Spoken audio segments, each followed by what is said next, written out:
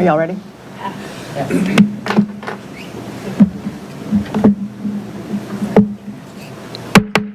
Alrighty, good evening. I wanted to call tonight's meeting to order. Welcome to the Monday, February 24th meeting of the City Council. Let's start with roll call, please. Yes, Ms. Conley? Here. Ms. Downs? Here. Ms. Flynn has let us know she will be absent for a family emergency. Ms. Shansiska? Here. Mr. Snyder is remote, and we'll do that motion in a moment.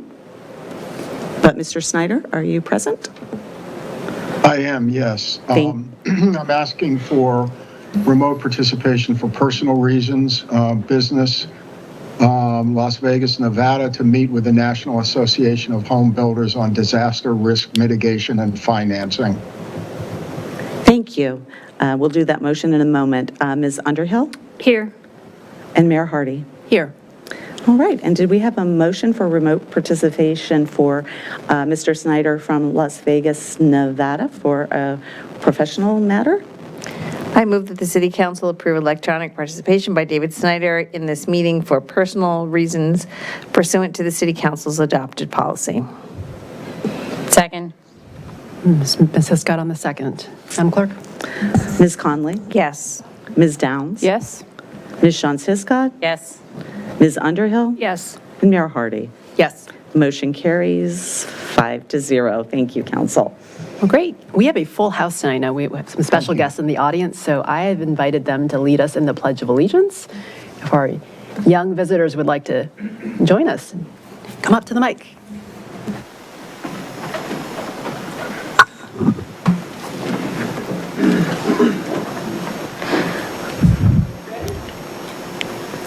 I pledge allegiance to the flag of the United States of America and to the republic on which it stands, one nation, under God, indivisible, with liberty and justice for all.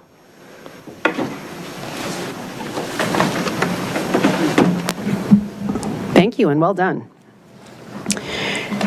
Those words mean a lot these days. Let's start with adoption of the meeting agenda. May I have a motion, please? I move to adopt the meeting agenda. We have a second. Second. Ms. Downs on the second. All in favor? Aye. Any opposed? Ayes have it. Okay, let's get to our proclamations and special presentations. First up, we have a proclamation declaring February 27th as Falls Church Volunteer Fire Department with a big birthday, 100th anniversary. And Vice Mayor Shantz Hiscott has a family member who's a volunteer firefighter, so she'll do the honors. Yes, it is my honor as the mother of a volunteer firefighter to extend this proclamation to all of you here this evening. Whereas the Falls Church Volunteer Fire Department was incorporated on February 27th, 1925, by a group of civic-minded community members who recognized the need to organize fire protection for homes and businesses in the growing community. And whereas the FCVFD collaborated with the City of Falls Church and Arlington and Fairfax counties to establish one of the most efficient and effective fire protection systems in the United States. And whereas the fire department also instituted one of the first emergency medical transportation services for area residents and continues to actively support and equip emergency medical services. And whereas the department's fire prevention and public safety education programs in the Falls Church City School System and for youth and community organizations is a valued service that was initiated and continues to be offered by the FCVFD. And whereas the Falls Church Volunteer Fire Department Ladies Auxiliary was organized in 1927 to provide sustenance for victims of disasters in Falls Church, Arlington, and Fairfax, and for nearly 100 years has raised money to support the department's mission to aid in the preservation of life and property. And whereas members of the FCVFD continue a tradition of volunteer public service that requires hundreds of hours of training and active service to area residents, and whereas thousands of people have been served directly by the FCVFD over the last 100 years when threatened by fires, illnesses, accidents, weather emergencies, and in other times of need. And whereas on the occasion of the department's 100th anniversary, the City Council and the Falls Church Volunteer Fire Department wish to honor member Frank David Hinkins, who died in the line of duty. And whereas the City Council also wishes to recognize the selfless dedication to the safety of the community of the members of the Falls Church Volunteer Fire Department and Ladies Auxiliary, both past and present. Now therefore, I, Letty Hardy, Mayor of the City of Falls Church, Virginia, do hereby proclaim February 27th, 2025 as Falls Church Volunteer Fire Department 100th Anniversary Day in the City of Falls Church, and call on residents to recognize the dedication and service of the members of the Falls Church Volunteer Fire Department and their many contributions to the community. Congratulations. We'd welcome you all to say a few words and receive the proclamation when you're done. Thank you. Good evening, Mayor Hardy and council members, members of the public. On behalf of the Falls Church Volunteer Fire Department, I want to thank you for commemorating our centennial with us. Our milestone will not have been possible without our community's generous donations of time and money. So thank you for supporting us. Your continued support ensures that we will always be ready and able to serve. To our volunteers, past and present, and your families, thank you for your sacrifices and commitment. We look forward to performing our vital mission for the next 100 years and beyond. Thank you. The Chief. Good evening, and thank you, Madam Mayor, members of the council, and thank you also to the good people of the City of Falls Church who have come out tonight. As the chief of the department, it is both an honor and a pleasure to be here with you. And I've been asked to take this opportunity to just spread a little bit of wisdom, and that is, please make sure you have your smoke detectors, right? They should be in at least every bedroom. I have one in the attic, I have one down by the furnace, but wherever they are, make sure that you can hear the beep when you sleep, okay? Hear the beep when you sleep. Now, we've got these great smoke detectors up there, but you gotta change the battery. If you've got the kind with the batteries, we change them. When do we change them? We change them every time the clocks change, right? That way you know twice a year you're gonna have a fresh battery. But no matter what, every 10 years, you need a new detector. Right? And you might say, well, this one still works, but my friends, a new smoke detector cost versus the alternative is not that big a deal. And lastly, and my sermon will end, please plan to have a way out of your homes. Plan to get out. Plan 2 ways out if you can. And it's not too much of an exaggeration to suggest maybe, particularly if you have kids in the house, have a fire drill every once in a while, right? The kids are used to it from school. We all did it in school, right? But it's worth getting out, having, ways out, and to have a meetup area, right? So that everybody gets out of the house and we're all going to walk 2 doors down the road and meet on Mildred's porch. Try not to cross the street, because if there is a fire, I promise you there will be lots and lots of very large vehicles arriving within minutes. And we don't want people in the street. That's all I have for you. Council, Madam Mayor, you all have my greatest thanks for the proclamation, and we look forward to serving with you for many, many more years to come. Thank you.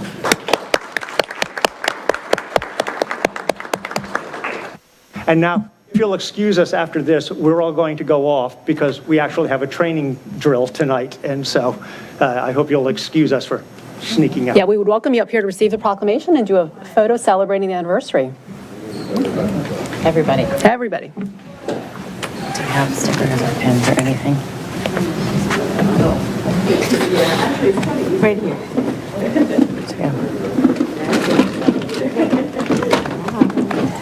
Congratulations, thank you. Nice to see you. Thank you. Congratulations. Thanks. Going to give you the bag. Yes. Yes. Yeah, That's fine. Everybody line up here. I'm out of May town. have to overlap a little bit. Fit everybody. You're going to be in New Orleans or you're back on other things? Going. In case I lose Alice.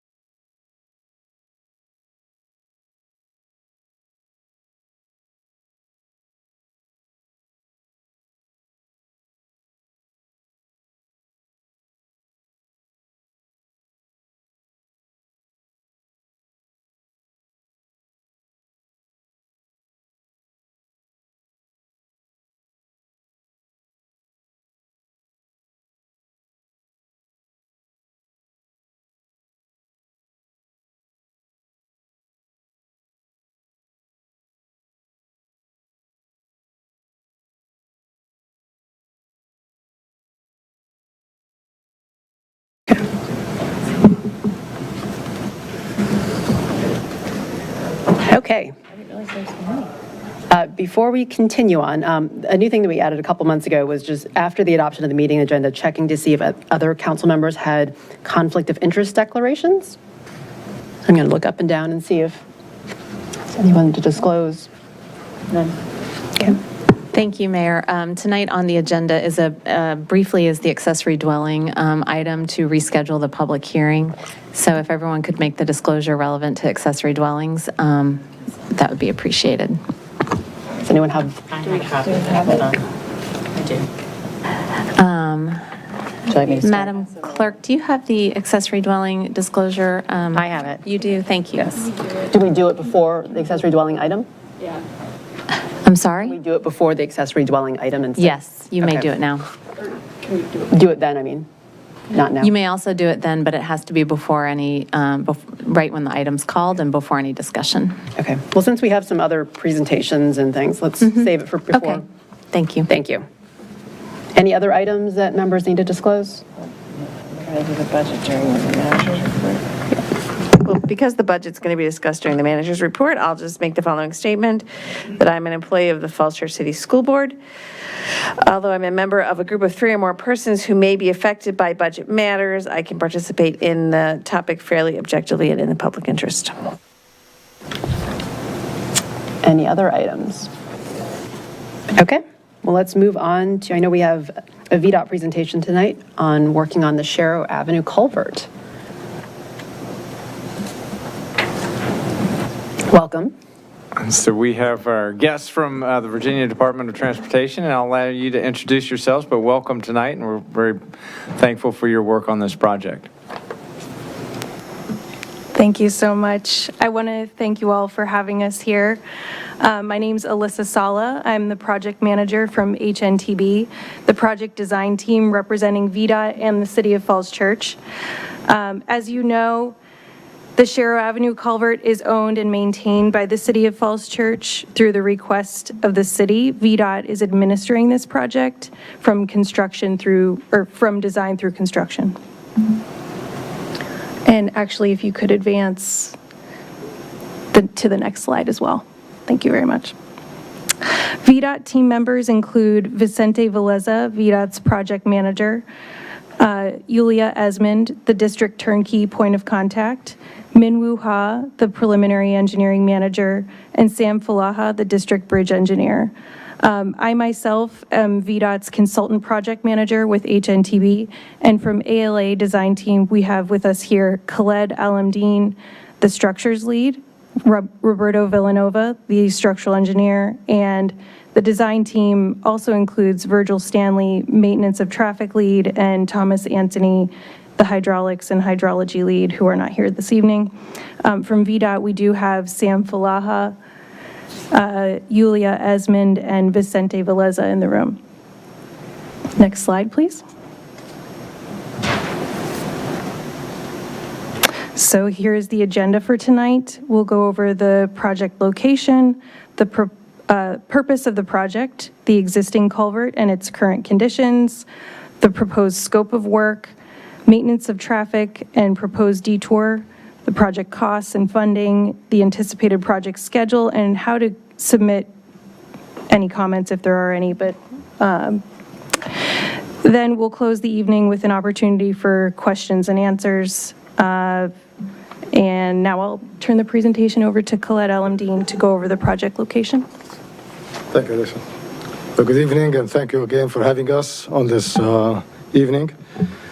So the project, as mentioned before, and we have presented this to the public twice, so they already have seen the slides and they have looked at the project intent and the proposed. So the location of the project is on Sharrow Avenue over Trips Run. This is an existing culvert that's going to be replacing, located between Route 29 and Route 7, very close to the Oak Street Elementary School. Next slide, please. So this culvert gets inspected every 2 years, and based on the inspection, it has been rated as poor because of the condition of the pipes. There has shown deterioration. Also, it has 2 deficiencies. One deficiency is the load rating. As you see here, it's 13 tons capacity, which means limits high traffic or trucks passing over the culvert. And also, there's a junction chamber that reduces the pathway for the sidewalk. So part of the project, we're going to improve the sidewalk, make it ADA compliance, and meeting the current standards. Next slide, please. The system is now, as shown here on the slide, is 3 parts of drainage system, carrying the stream trips run from the upstream to the downstream. The upstream is on the left side, or standing here is going to be my right side, where it's flowing, it's on my left side, so it's flowing through 4 pipes. They are CM pipes through a junction chamber that channel them into 4 pipes that runs under the properties of the neighborhood. Next slide, please. Here's a view of the upstream, showing the opening of the pipes, the 4 pipes. 3 are the same size, and on the left side, there is a smaller size pipe. The channel is paved with concrete, which means it doesn't have a maintenance problem compared to normally a natural stream bedding. Next slide, please. Here's the condition of the pipes. I understand that recently they have been repaired with concrete paving, but still, they are, with the deficiency, we believe that this structure has to be replaced with a new culvert. Next slide, please. Here's the other deficiency that we talked about, the junction chamber that sticks above the ground, so that inhibits or reduces the limits of the sidewalk. And this becoming also an inconvenience if we have to have an EDA compliance. So this chamber will be removed, lowered to become flush with the sidewalk, and we can also provide a full-width sidewalk. Next. This is the end of the channel downstream. That's the pipes that runs under the properties into the open channel again. Next, please. So the scope of work on this project, replacing the existing CMP pipes with the new box culverts, lowering the chamber, and make improvements onto the road by putting compliant sidewalk, ADA sidewalks, and also part of the job, we're going to also replace existing pipes that connects to the existing chamber box culvert. Thank you. Next slide. This project is only limited to what you see here in yellow. It's only between the upstream, the pipes under the roadway, and the junction chambers. Anything under the properties, we're not going to be a part of this job. Next. Now here's the proposed cross-section of the culvert. So we're replacing the pipes with a precast box culvert that has a better efficiency in water flow and also faster to construct in the field as well. Next, please. Here's a plan view that shows how the final completed project is going to be with the widened sidewalks and the pipe that I mentioned that's going to be replaced with the project. Very much limited to only what you see here on the screen. We're not improving anything beyond this part of the roadway. Next. This is shows a cross-section through the culvert from the upstream, under the roadway, and then the connection to the existing junction chamber. Next. This is the proposed view of the head wall. The existing is showing the pipes with the fence on top. This will be replaced now with an opening that has the box covered, but the railing is going to be the new improvement. So we will have this type of railing that the city has selected, which match also the same complete in the project on the side road, Oak Street. Next, please. The project is going to be completed in one phase, which requires a full closure of the roadway, so we can replace it faster. And here's the proposed detour plans. Of course, the neighborhood, they know how to maneuver around the roads and access, but somebody coming from outside, if they're coming from Route 29 or Route 27, they will have signs that direct them to that there will be closure of the road and how to go around, accessing from both ends. Next, please. As mentioned, we are also part of the public hearing presentation. The public has raised concern about maintaining pedestrian access because of the school, nearby school. So we are going to work first on the junction chamber, lowering it to be flush, and then direct the sidewalk around the chamber. So this allows the students and even the residents, they want to have access to the trail. They can walk, still maintain access to the school around the construction site, but the road is going to be closed because we have to excavate. We have to take the whole culvert out and put a new one. So this was a compromise to allow the residents access during construction. Next. Yeah, thank you. Thanks, Khaled. So the anticipated project costs are as shown. The preliminary engineering has allocated $1.5 million. There's $500,000 allocated for right-of-way, and construction is estimated at $3.1 million. The project is entirely funded by the Infrastructure Investment and Jobs Act, which is also known as the Bipartisan Infrastructure Law, and these costs are subject to change as the project develops. Next slide. The project was officially authorized to start preliminary engineering in July of 2023. Right-of-way acquisition will start in July of 2025, and utility relocations, which are performed by others, are anticipated to be completed in March of 2026.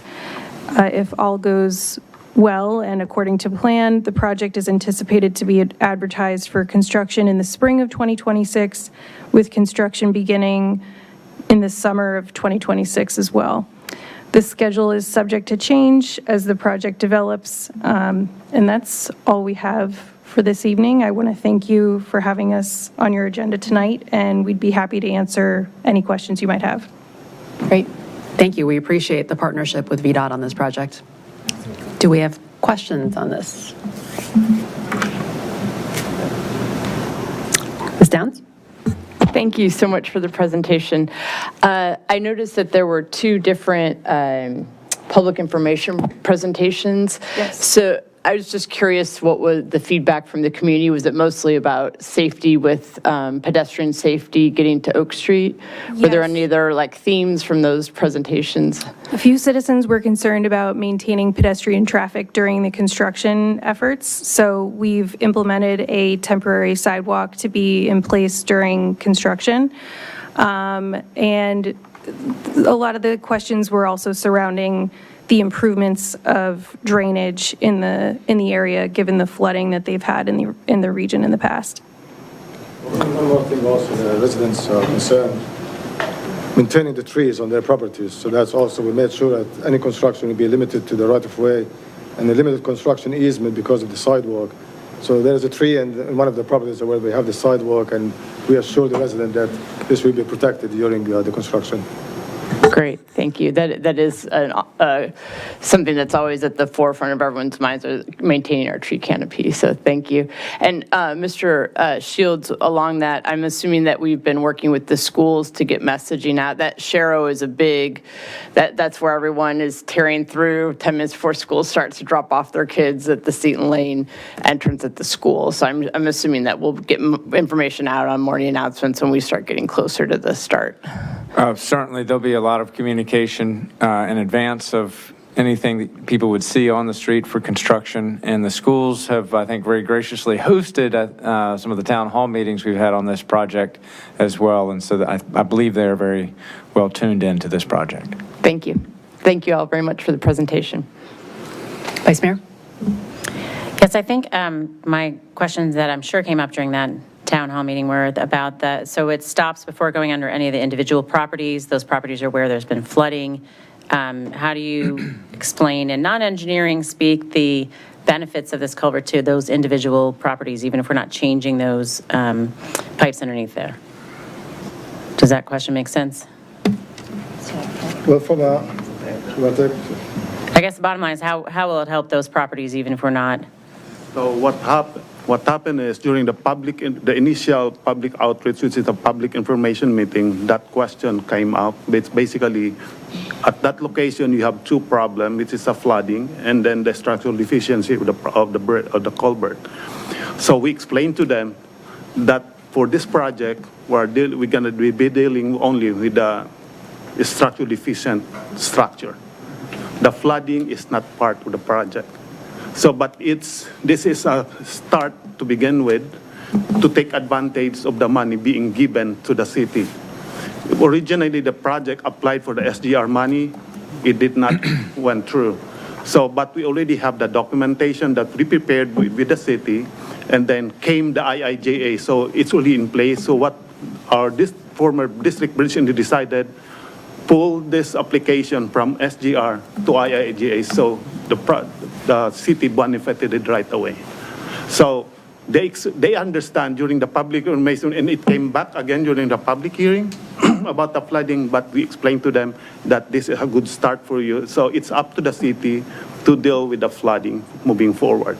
But there are options for you guys in the future, because what happened is this culvert under the residents' backyards, buried, that's the one that's causing the issue.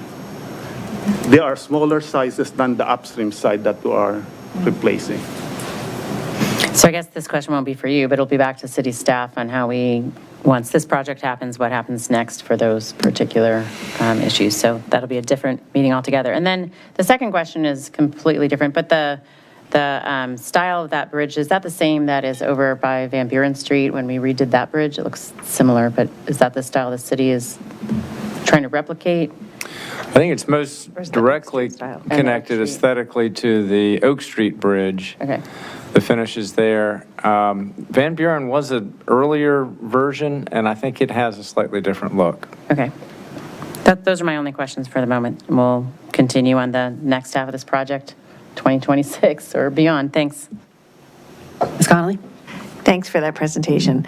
My question is just about the neighbors. There are 3 neighbors. The city owns one property that's right next to the culvert on one side of Sharrow, but there are 3 other neighbors that are very close.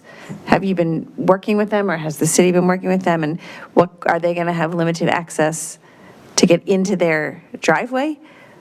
Well, there actually will be, the sidewalk will be framing into the driveway, but they won't have limited access to the driveway. They'll be able to access it during all times during construction. The photograph. But to answer your first part of the question, all 3 of those residents were in attendance at the public hearing. If they weren't at the public hearing, they were at the public information meeting. And much of the same information was presented during both meetings. And we're given the opportunity to, provide questions or comments. And we've actually been working with one of the residents that does have a tree in her yard that she's concerned with. And we've been accommodating her concerns as well. So then how much will actually be closed? Just the bridge? None of the lead up to the bridge? Do we have, go ahead. Yeah. We have the boards, but we didn't bring them up that shows a full view of the roadway. But our intent is to limit the work. We see where the pipe is and the inlets. We're going to have a sheeting and shoring that's going to be going into the ground. So to limit any more excavation or work on the roadway beyond that.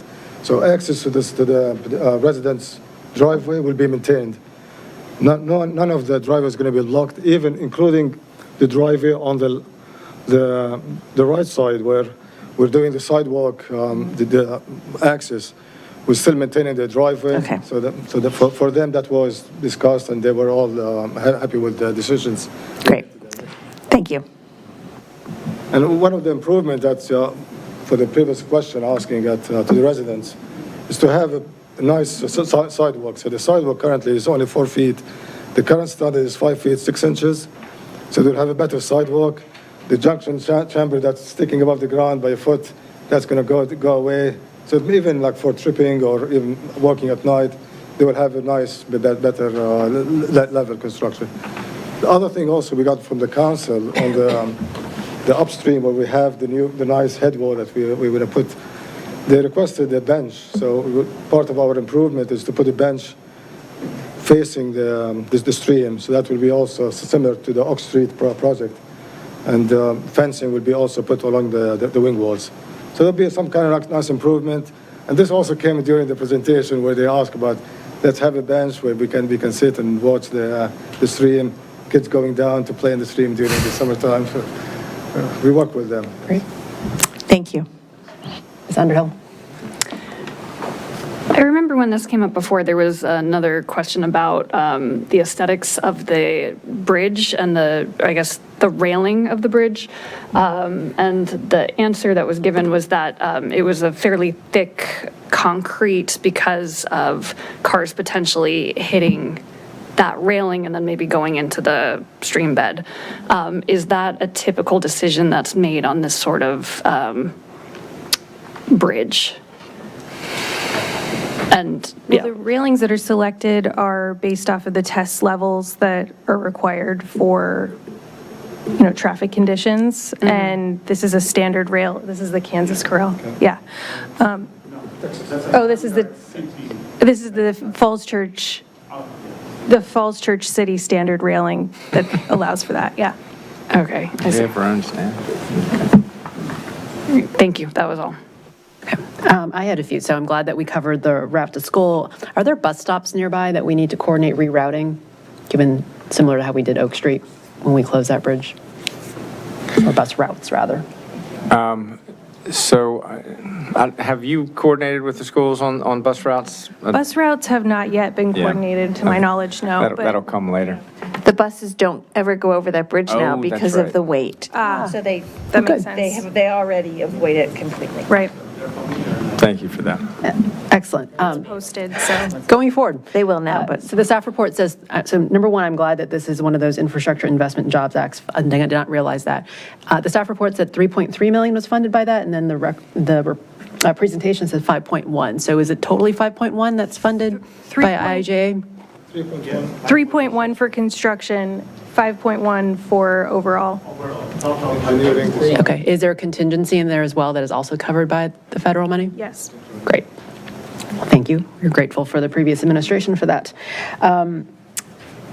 Two other things. One, I think in the presentation, it also mentioned the downstream CMP, so the concrete chamber is not funded. Is that something that is in our CIP to take care of, or how big of a risk is that something that we need to plan for? I don't know about that. And it is not funded in the CIP. I guess what's the risk? We don't need to solve it now, but is that something that we need to address in the CIP? I'll get a response to the council on that question. Great. And given that we appreciated VDOT's help with the Oak Street Bridge a few streets over, were there learnings from that project that we should apply here? Yes, absolutely. As far as construction timing and, getting in there with the construction equipment and the materials that we've planned to use for this project, the timing of the construction is going to go much quicker. We've opted to use precast materials so that the community isn't affected for quite as long. Great. One thing also, the gas line. There's a gas line that runs over the culvert. So we have the gas line coming in the field and determine where this, and we took test holes. So we found that it's right under the sidewalk. So working with VDOT and the utility coordination, this gas line is going to be removed before we get to the construction. So that also will accelerate construction and resolve any conflicts with the utilities. There's also overhead lines that we talked with Verizon and the Dominion, and they're going to be removing some of those lines and rerouting them, so we'll have a better also operation to construct. Terrific.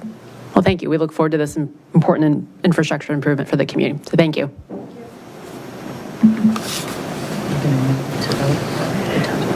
It says we need to endorse this, Council Wyatt, Mr. Shields. So do we need to take a vote or? So there is a motion that's been prepared for the city council for the council's consideration, and the council could either take that up later in the meeting, but if you'd like to move that ahead in the agenda so that that action could be taken now while our representatives of VDOT are here, council could do that as well. Let's just take care of it now. Do we have a motion? Agenda? It's already in the agenda. It's in the agenda. I have it on the screen now.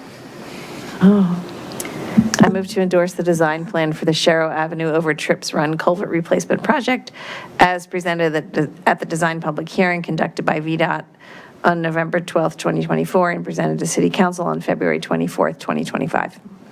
We have a second? Second. Vice Mayor on the second. Madam Clerk?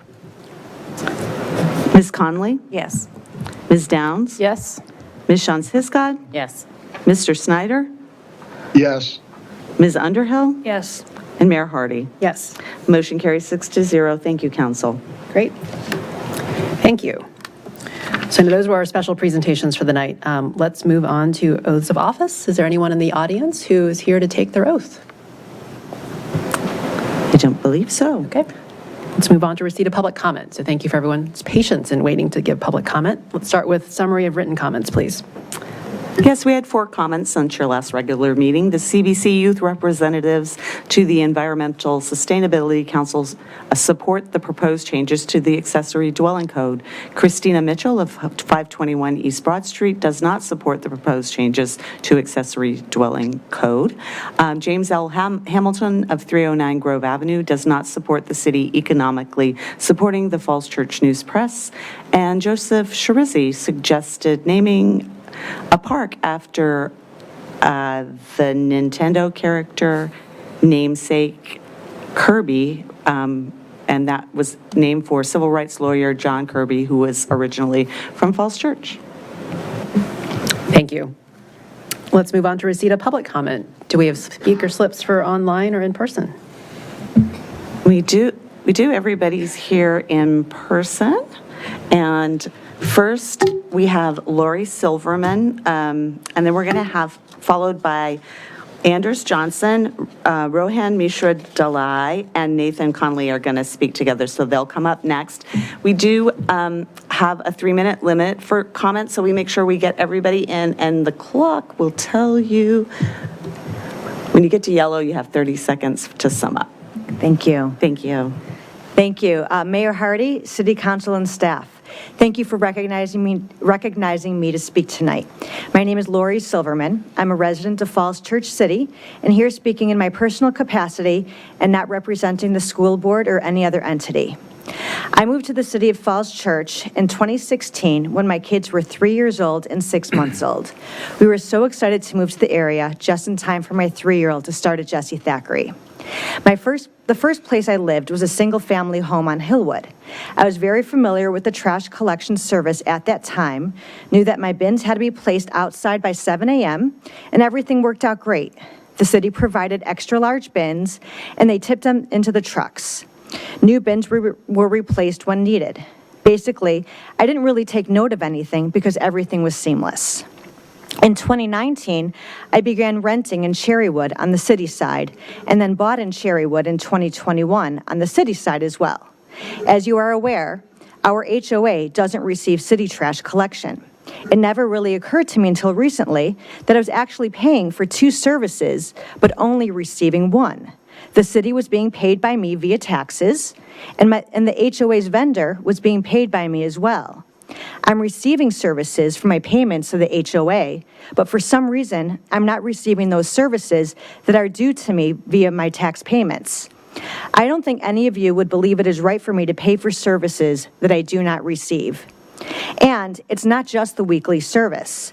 I had to buy my own recycling bin and trash bin. That cost was on me. During the windstorm about a week ago, my bin tipped over and it broke. So now I'll need to buy a replacement. Again, that cost is on me. And what should I do with the old bin? Do I have to pay for bulk pickup for the city to come pick it up? That cost would also would fall on me. I hope City Council can address this issue. I did listen to the work session from last year, and I thank you for your time you've spent so far on this issue. I know it does get complicated when considering mixed-use developments. However, there are some developments, like Cherrywood, that aren't mixed-use and are more similar to Whittier and Winter Hill, 2 communities that receive services for their taxes. So there are 4 options here. One is status quo, which I'm hoping that the city does not believe is fair since we are paying taxes for services not received. A rebate, which Mr. Shields has said is not legal under Virginia law. Pull this out of the tax rate or provide my services. Those are the 4 options. Thank you so much for listening to my comments tonight and for all that you do for the city each and every day. Thank you. Thank you. And thank you for your service on the school board as well. And next we have Anders Johnson, Rohan Mishra Dalai, and Nathan Conley followed by Phil Christensen.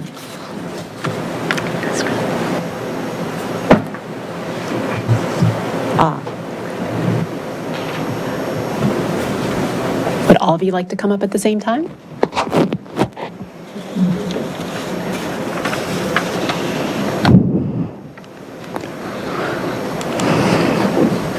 Welcome. Are you ready? Oh, you're waiting for the green light. Okay, go. Hi, I'm Anders, and this is my group, Rohan and Nathan. We are here to talk about overfishing. Hundreds of fish are fished and not eaten. So the fish population decreasing is all because of us, humans. We overfish the fish. We need to stop overfishing. We are causing this. This happens every day because of us. We caused this to happen, so we need to fix it.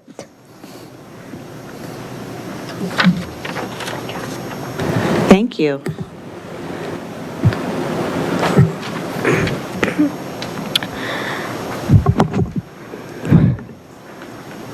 Hi, my name is Rohan, and today I want to talk about a problem in the ocean, a problem that is crucial at this time, overfishing. Why do people have to overfish so much? That just increases the price of fish. And at the end of the year, we fish about 1.5 trillion fish a year. That is a lot. Now imagine nigiri. Nigiri is a rice block with fish on top of it. Pretty simple. Now imagine the same thing without the fish. Would you rather eat it with the fish or without the fish? Well, I'd probably eat it with the fish because I honestly love fish. But at the same time, people around the world are fishing way too much fish. Again, about 1.5 trillion a year. Me and my group are trying our best to help with how many innocent fish are eaten and killed by people. People are greedy to take more fish than they need. So with your help, we can help and save the environment by not fishing so much. I give credit to my group of 2 people, Nathan and Anders. Thank you for joining us today. Thank you. Hi, I'm Nathan Conley, and I'm here with my group to talk about the local aspects of overfishing. If we take out all the fish, entire ecosystems would collapse. Your favorite sushi and seafood places would probably close, and there would be no seafood section at your favorite grocery stores. Did you know that 34.2% of fish stocks are overfished, and 59.6% of fish stocks are fished to their maximum level? But there is hope. You can help by donating to MontereyBayAquarium.org/donate. If you don't want to donate, you should go to seafoodwatch.org and see if the fish you are eating is overfished. It also recommends what fish to avoid eating. Seafoodwatch.org also recommends being adventurous so you're not eating the same fish every time. Taking action does not have to be boring. It can be fun. Just doing some of those little things can help the world. Thank you. Thank you. Next, we have Phil Christensen, followed by Nikki Graves Henderson, and then Janae Steele. With the permission of the clerk, could Nikki speak first? Sure. Thank you. And Janila has left the building. Okay, thank you. Good evening. I'm Nikki Graves Henderson. I live at 307 South Maple Avenue here in Falls Church, and I am speaking on behalf of the Tinner Hill Heritage Foundation Board and President. We have spent a great deal of time thinking about identifying where our history is most prevalent in the city. And it is most prevalent in the area that is now designated as the Tinner Hill Historical and Cultural District. And both of the parklets that are being considered are on the edges of that area. We believe that we have names that would identify with the community as well as the Tinner Hill community from the past and the present. The first park is the one at, I believe it's 190 South Washington, and we are proposing that that park be called the Foot Family Park. And the reason for this is because there have been several members of the Foote family who have contributed very significantly to the city of Falls Church's history. One is Frederick Foote Sr., who was enslaved on the Fitzhugh plantation, later sold to the miners, and he was able to purchase land shortly after he was freed, and he built or was behind accumulating that land for his family.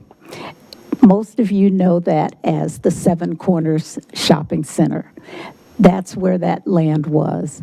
And if you did not know this history, you would not know that there was a significant presence of African Americans, free and enslaved, in Falls Church as far back as the 17 and 1800s. The second park is the park that is what we call now Cavalier Park.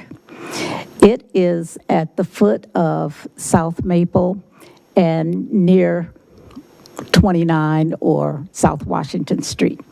We hope that you will consider naming that after the indigenous people who were here before we all were, calling it the Tutuxan Park.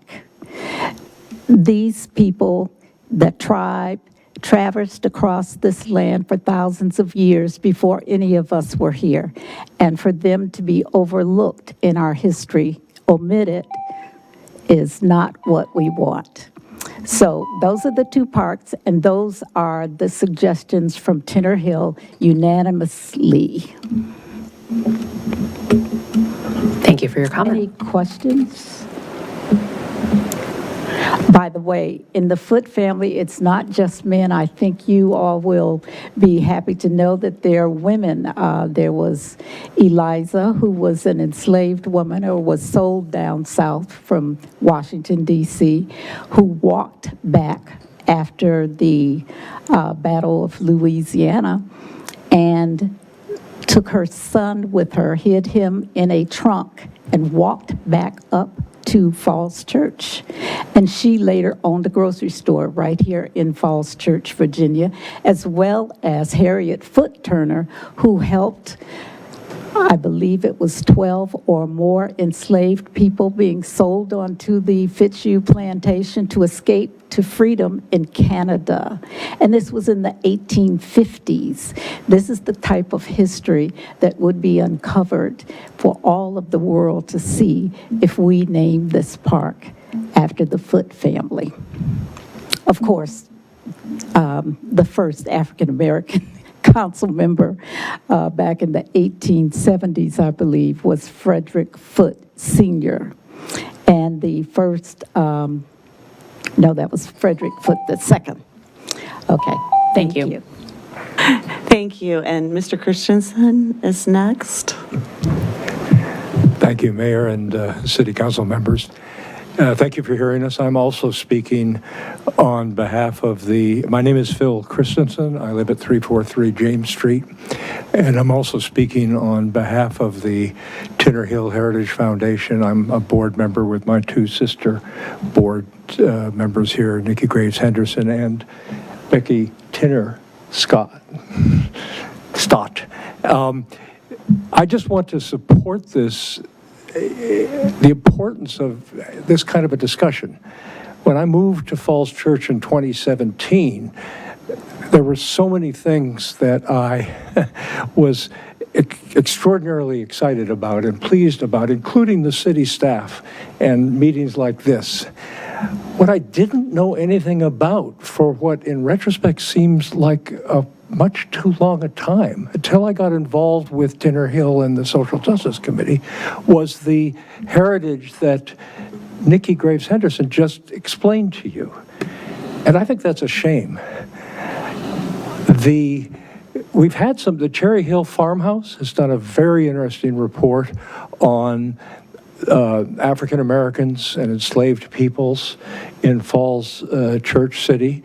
And recently, the Falls Church Episcopal has done an extraordinary job of going back to its own history and documenting its participation institutionally and individually in the institution of slavery.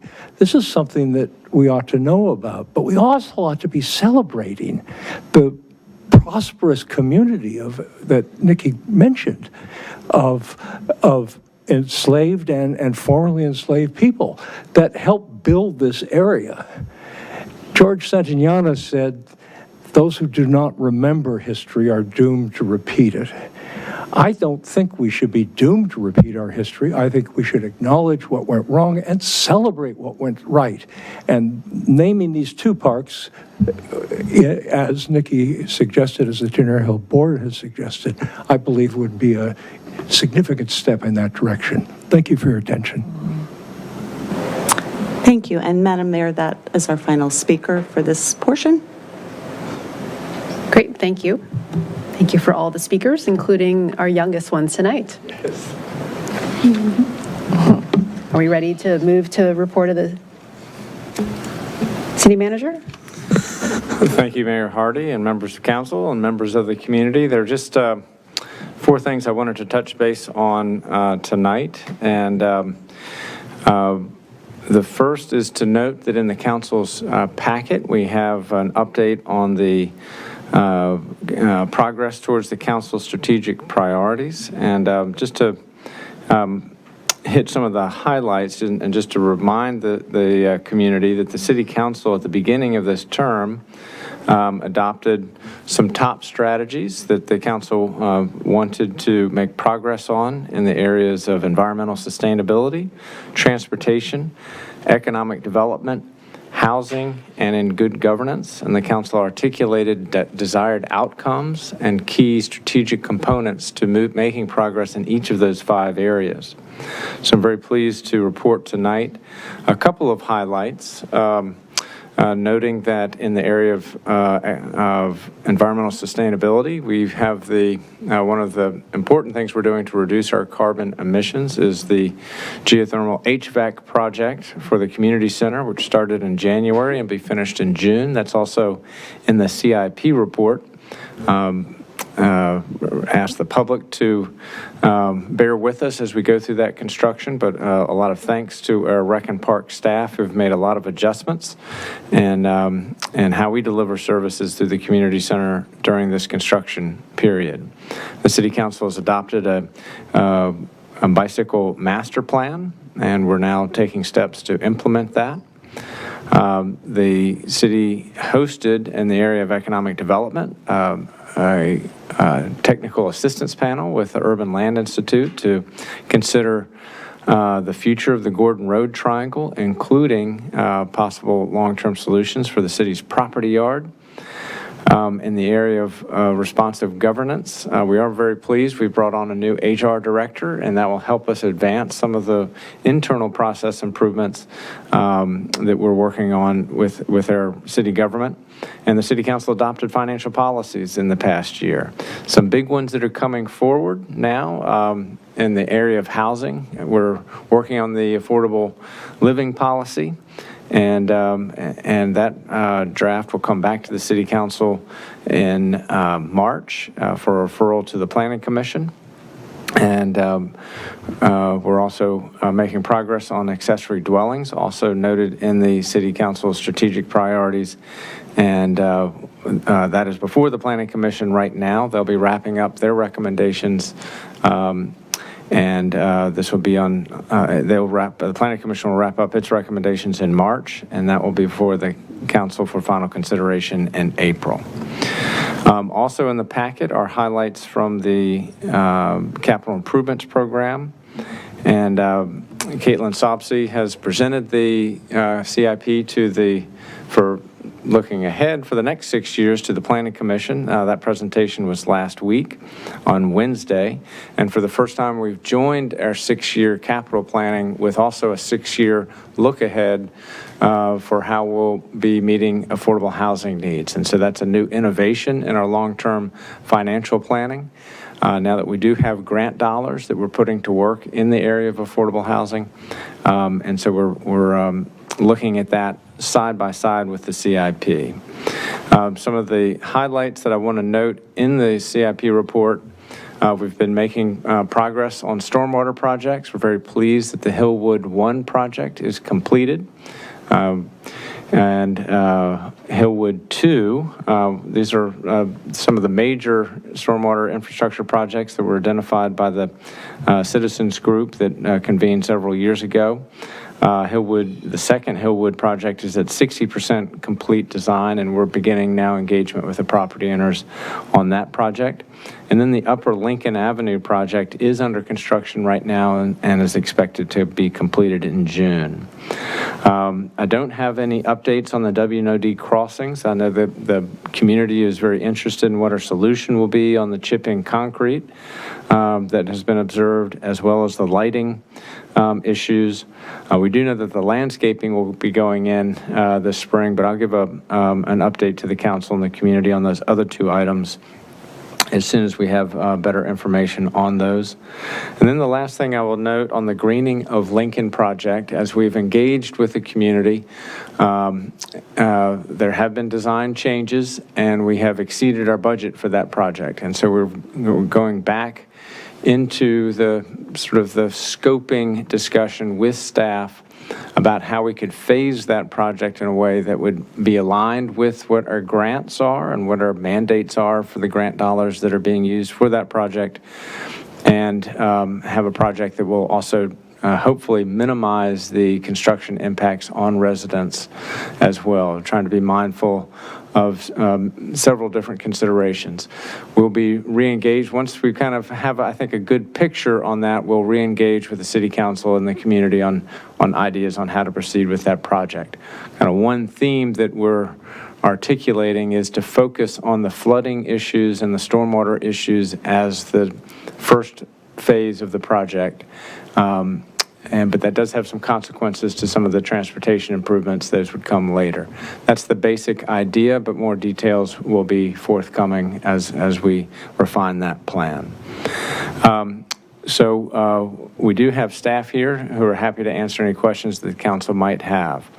The third thing I want to note is the Budget and Finance Committee met last Friday, and I want to just share with the full council what was discussed at that meeting very briefly. And Ms. Bawa is also in this meeting and can answer any questions on it. I know the community, the school board, the city council have been very interested in our revenue forecasts. In the second quarter financial report, is always important for us to understand what our revenue picture is. The bottom line is that revenues are coming in right now at about 1.5% over our budget forecast. However, the majority of that is because of investment income and charges for service. Local tax revenues, such as meals taxes and hotel taxes and that type of local taxes that we depend on, are coming in under budget by 0.6%. So close to budget, but slightly under. So that's sort of the bottom line on the revenue forecast side. We also had a discussion with Budget and Finance about federal grants and what is the city's exposure to changes in federal policy. And the kind of the bottom line there is in terms of grant dollars that have been awarded to the city, there's about $50 million of grant dollars. About half of those, $24 million, are in the area of transportation. The other are in the areas of stormwater, affordable housing, and our Green Fleet renewal program. So all of those projects we've not heard any word of adverse actions on those grant-funded projects to date. And we're working very hard to provide great value for the taxpayers and how we execute those projects on behalf of this community. But $50 million in round numbers is what is programmed in the CIP. Looking ahead, we do still have a strong reliance on federal dollars in the 6-year CIP as well.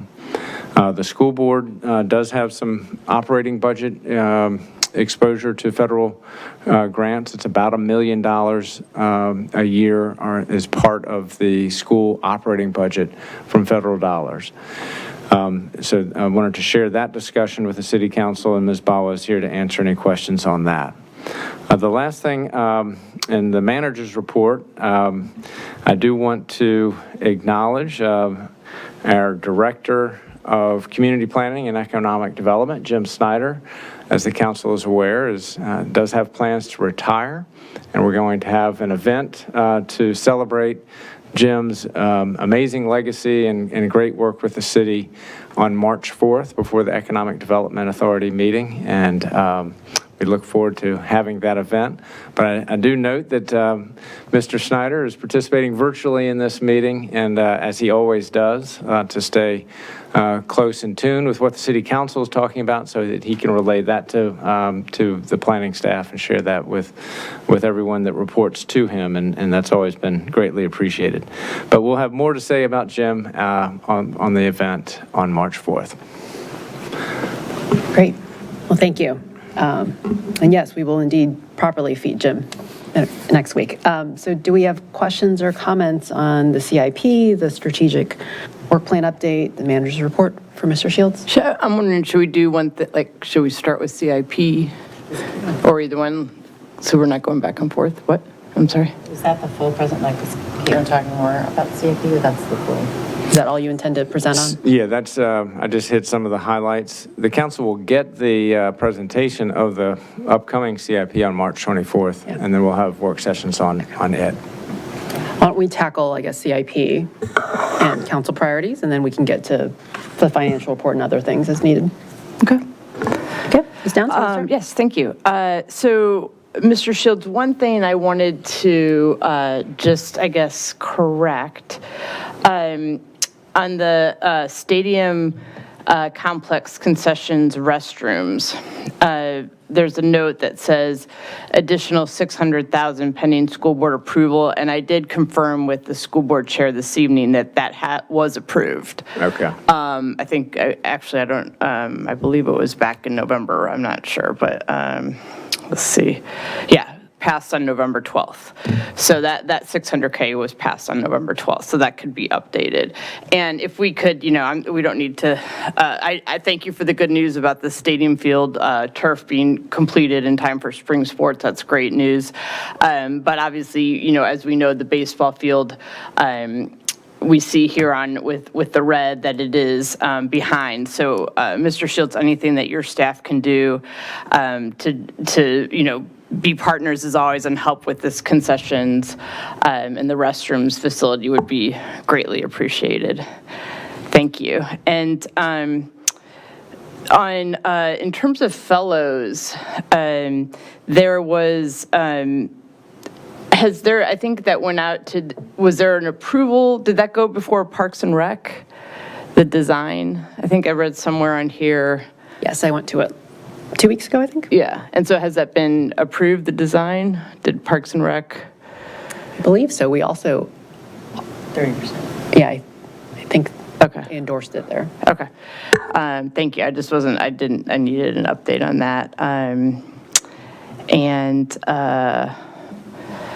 The only other question I had was there's a note there about I think we didn't have we're looking for some sort of grant or funding for the Cherry Hill Farmhouse, and I was just curious, and I saw that we didn't get the grant for that. Is the roof on the Cherry Hill Farmhouse, is it in disrepair, or is that we are more looking to replace it for energy efficiency? So I do want to note that Deputy City Manager Andy Young is here, and Deputy City Manager Jenny Carroll are here, and also will jump in to answer any questions the council has. And Caitlin Subsidy's on the call. Everyone's Got everybody. So good evening, everyone. So I think on Cherry Hill, there's several things we're trying to address. So the first one's related to the building foundation. That's some of the work the team's trying to get awarded on a contract this year. The other two things that were proposed for the grant, the roof and the HVAC system, both are, due to end of life, not specifically energy efficiency, although in the case of the HVAC system, we think that that'll make some big improvements for the building. So it's something that needs to be replaced, but it's not strictly an energy efficiency project. Okay, are we in sort of a, since we don't have that fund, I guess what my question is, are we in a time, do we have a time issue here? Like, is the roof not, it's holding on? Like, I just wanted to make sure that there's no kind of issues that we would have with leaks or anything like that. No, I don't think we have any leaks with the. Okay, great. Thank you. That's it for me. Thank you, Mayor. Okay. Ms. Underhill? Would you be able to give a little bit more detail as to what happened with Greening of Lincoln and what caused the costs to change so drastically? Well, I think this is probably more of a work session discussion to go through all the details. But Mr. Young, is there kind of a high-level summary? I think, Mr. Shields kind of provided some of the highlights in his comments earlier. We're essentially trying to consolidate 3 separate projects into one. So a series of stormwater improvements along the street, a roadbed reconstruction project, which as we've gotten the data from the condition of the current roadbed, has turned out to be worse than we were originally anticipating. So that's driving some costs. And then all of the sidewalk and other kind of traffic safety improvements that came out in the series of community discussions. And so each of those has a different source of money with different requirements, and it, frankly, it got really complicated for us. And so I think both the overall top dollar amount estimate for the whole project, and then being able to sequence all of those things and work with VDOT on the VDOT part, work with the Department of Environmental Quality on the stormwater part, and then kind of, all of the community input. And it's a 3/4 mile long stretch of road in the city. It got too complicated, I think, for us to execute all at once. So we're breaking it down into more manageable chunks, as Mr. Shields said. I think phase 1 is going to be to kind of knock out some of the more off-street stormwater infrastructure elements that need to be completed, use the ARPA money that we got from the state. And we'll share more of that at a future work session. Does that help? Sure, I'll save questions there for the work session when we have it. And then I'm also curious to know, for the Shreve-Haycock note in the CIP, it says that that's being mostly handled by Fairfax. Will their 30% plans be shared with us? Will we have input at all in the 30% plans? And is that going to be a public, discussion? Yes, and so we have an MOU with Fairfax County. I'll read through that exactly, kind of where those stakeholder input parts are, but they are laid out in that MOU. Okay, yeah, I guess what I care about is not missing those, not coming in too late to the party to actually have some say. That's right. Thank you. Ms. Connolly? Thanks. A couple questions. On line 77, it mentions the sidewalks on Wallace Street as complete. And Ms. Messer and I talked about this before. There are stamps there, women's history stamps, that don't look good. Similar to how the crossings of the WNOD don't look that good either. Has there been any effort to work with the vendor on that to fix those? We can follow up. Okay. And then Ms. Downs mentioned the concession stand and the turf field. Did you ask about the baseball field?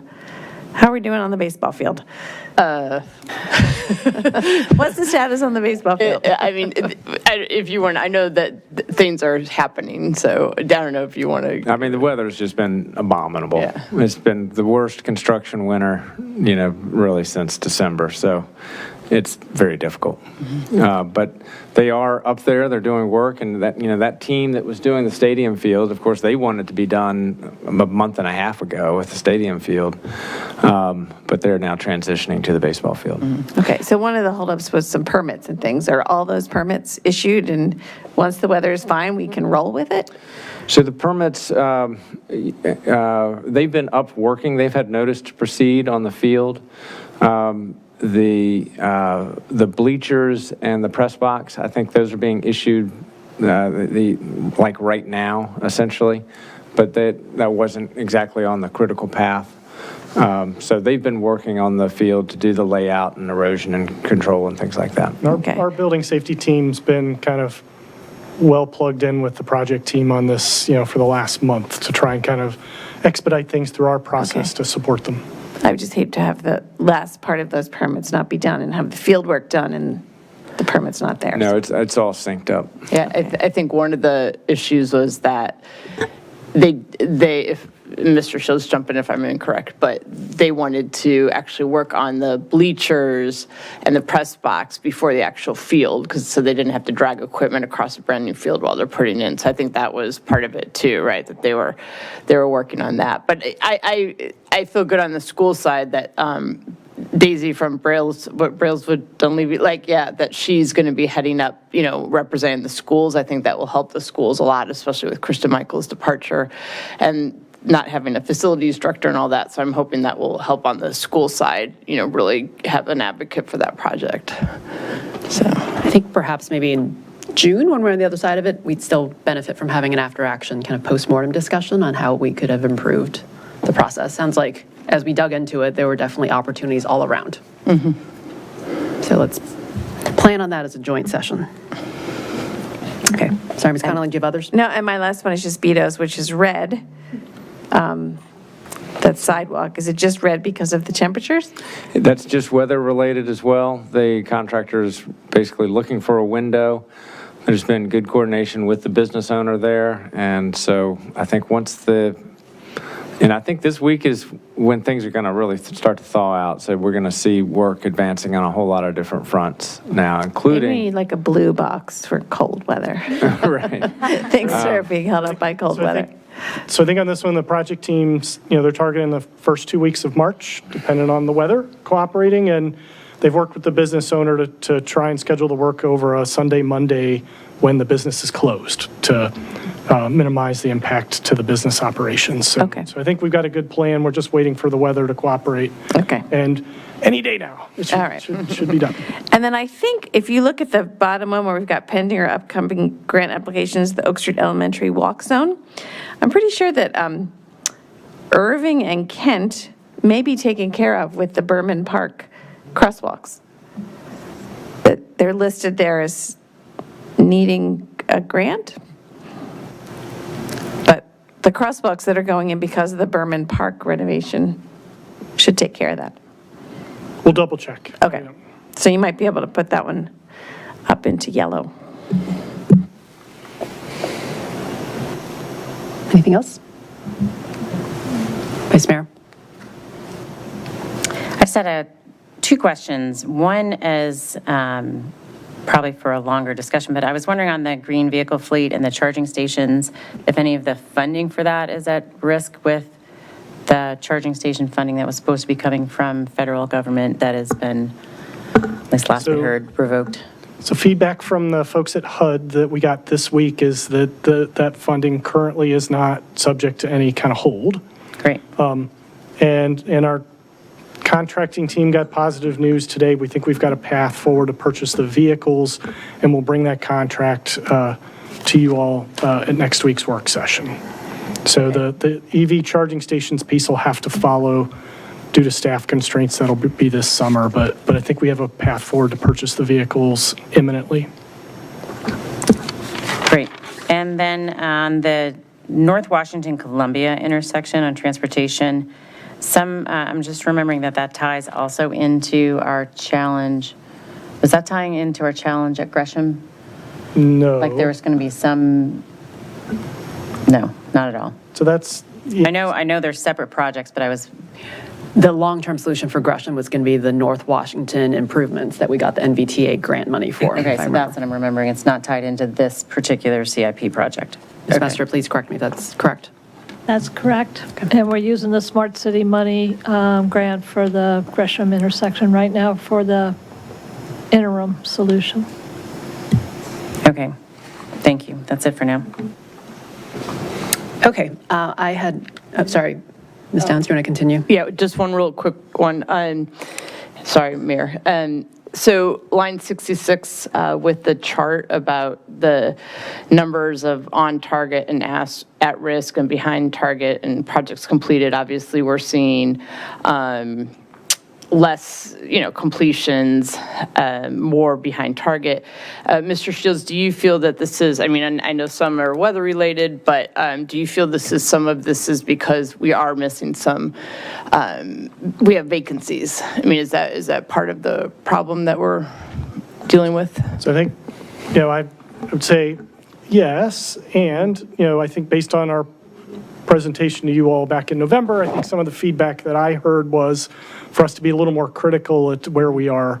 And so I think that's the biggest difference. Okay. I don't think we've had as dramatic of change. We have a lot of the same challenges we had in November. I think the feedback we got from council in November was be a little more critical about kind of where we're really at on some things, and that's reflected in the report you got tonight. Okay, that's good to know. Thank you. And I own that, because I think in November I had called it out. I'm like, let's not call things that are delayed green, because frankly, that doesn't actually drive the right action or discussion. So I'm actually glad that we've talked about the yellow and red things, because then we can understand what the roadblocks are, we can help escalate. So thank you for calling what they are. Right, and thank you for that context. That's helpful. So I had some things, so thank you for raising that, Ms. Downs. On the Oak Street missing links, I had a question. I know that while obviously the routes to school are very important, I guess before we jump ahead at working on the Oak Street Elementary missing links, I'd want to see it in the broader context of the missing links discussion that hopefully is coming in March across the entire city, and be able to understand where we have the most pedestrian traffic, where they're most vulnerable, where there's commercial activity. Oak Street probably ranks really high on that, given that's a route to school, but I just feel like that should be part of that broader conversation before we say, yes, we're going to tackle Oak Street as the next one. Understood. I think the grant that's referenced in the report was an opportunistic approach by staff to find resources to help us kind of plan out some of the missing links. I think, to the mayor's point, they're interrelated. It's part of the same list, but it was a source of funding that we could use to do, sidewalks specifically related, getting, safe routes to school. It might not be funds that we could use on other links. Okay. So, thank you. That's fair. On the point about kind of where we need to escalate, I noticed a number of reasons why projects were delayed were due to issues with Dominion. So the WNOD lighting, LED lights, and then now power to the Hawks. That's three things that, again, if you need escalation to our friends at Dominion, this is where you should leverage council. And so I will put the offer out there, because those are all really critical projects that are now in yellow or red status. Next thing, West Falls Church, I was really happy to see that hopefully the pedestrian improvements will be done by March or May. Is that correct? I know that's been a long time coming and quite messy for both the neighborhood nearby as well as the school community. Are we on track with opening new sidewalks and getting the new signal at Mustang Alley and Haycock? So I'll have to get back to you on additional details unless Mr. Shields knows more. I don't have any specifics to share with you on that one tonight. Yeah, I think that what's noted on the chart is what we're expecting Hoffman to be able to do. So. Okay. That almost deserves a ribbon cutting when that's all done. Okay, on the WNOD, we already talked about the lighting, but there was a video that was shared today with another car driving the wrong way on Great Falls. And so that's not the first time that's happened. And so if we could talk to Nova Parks about what can be done at the crossings. The signs, I don't think, are working, where it tells people only authorized vehicles only. People still think it's a street. Yeah, we'll follow up with the Park Authority. We saw that video, and Great. Washington, Columbia, Vice Mayor Piscatore brought this up, but it's red with no explanation. Why is it red? Is it just resources? Is it right of way? So I think we've had several challenges on it. We're expecting the project to get started in April. The same team that's doing that project is the team that's completing the Broad Street Hawks project. So they'll transition from the Broad Street Hawks as that completes in March and start the Washington Columbia intersection in April. Got it. I know that we had proceeded with eminent domain proceedings on the roundabout at Maple and Annandale, but do we have an update on when that's going to get underway? Not beyond what's shared in the report. It's a contract award in February 2025, and it's yellow, so I didn't know what that meant. So the contract is moving ahead. We'll get so with that, then we have mobilization and all those dates, and so we'll get information to the public on that when people will start to see things happening. Okay. Correct. The detours will be pretty significant, so. Smart cities, I know that we were really excited to start upgrading our signals. How far along are we on the Smart Cities project? And when will we be able to actually start synchronizing signals along Broad Street? Ms. Mester? Thank you, Council. They are about 3/4 of the way through installing all of the equipment and the software, and we're working now on some of the governance policy discussions around data utilization and storage, and so we'll be looking late summer, fall to get the full deployment. Okay. And every 2 weeks, we have an update, and I will say weather has had some impact on that as well. So probably in 2 weeks, I'll have a more current update. That does seem to be a continued comment I get, is around our signal timing. Yes. And having to explain why they're manually timed and how we're waiting for this upgrade to get them to be smart. Yeah, we need them to be smart, but I do know the Public Works team does a lot of good, hard work trying to keep them synchronized or going out and addressing individual intersections, but it's sort of a whack-a-mole until we get them upgraded. Great, thank you. And thank you also for the update on the federal impact. It sounds like $50 million is about 1/4 of our CIP, if I remember correctly. And then that's not even counting the tax credits we were expecting on the community center HVAC and then school bus, the EV school buses as well. So that is impactful. So as we think about risk to not only current projects, but upcoming CIP, I think keeping that in mind will be important. So thank you for doing that impact assessment. I had a few things also on the council priorities update. Do people have items on those to bring up? Ms. Underhill? Just a quick question. I'm just wondering what the plan is for the Vision Zero. I know we have 2 very prominent vacant positions. Are we waiting for those to be filled, or is that still something that we can move forward with before those positions are filled, or basically what is the status? So we would like some additional time. It's really kind of framing it up as a policy issue and kind of the nuts and bolts of implementation. And we don't have the staff in hand to do that kind of policy work. But as any transportation projects that come before the council, we're going to be with a complete street mindset and with a Vision Zero mindset. So we give you our assurance that we're going to be doing it even before we have those articulations of, kind of the policy framework. And then one other, I think, really compelling piece is we will have a work session to walk through what the Smart Cities equipment is able to provide us, the data that the visibility that we have about safety issues in the city. And we'll have a discussion with you about that data and how that can also inform investments or changes we need to make going forward as well. In terms of our repaving plan, so not, I guess when things get repaved, they don't always come to us. And so I guess without the Vision Zero plan, maybe this could still move forward, is, if there is room to narrow the roads or do other things as we're going through the repaving. It would be great to have that Vision Zero cap on as we do standard work. So we do have good coordination in terms of our CACT staff, Jenna Brumman, and our planning and our paving staff, so that if there are bicycle facilities that can go in when we repave, pedestrian crossings that can go in. Mm-hmm. And you saw that last summer with every paving that we did new ADA curb ramps, we did new ped crossings, and that's kind of the output of that type of coordination. Narrowing the street, you can do that with paint. Paving would not involve changing the curb and gutter. Right. But sometimes paint as a visual cue that the street is narrower is quite impactful, and you can see that on East Broad Street as an example where we did that. It can be very expensive. Sometimes that thermoplastic paint is just like shockingly expensive, and so you have to be thoughtful about that as well. Okay, but that's good to hear. I guess, yeah, as long as we're not we can repave the street, but as long as we're being mindful of where we're putting the lines back down, I guess that's what I cared about a lot. Thank you. Okay, other items from the council priorities or work plan? Ms. Downs?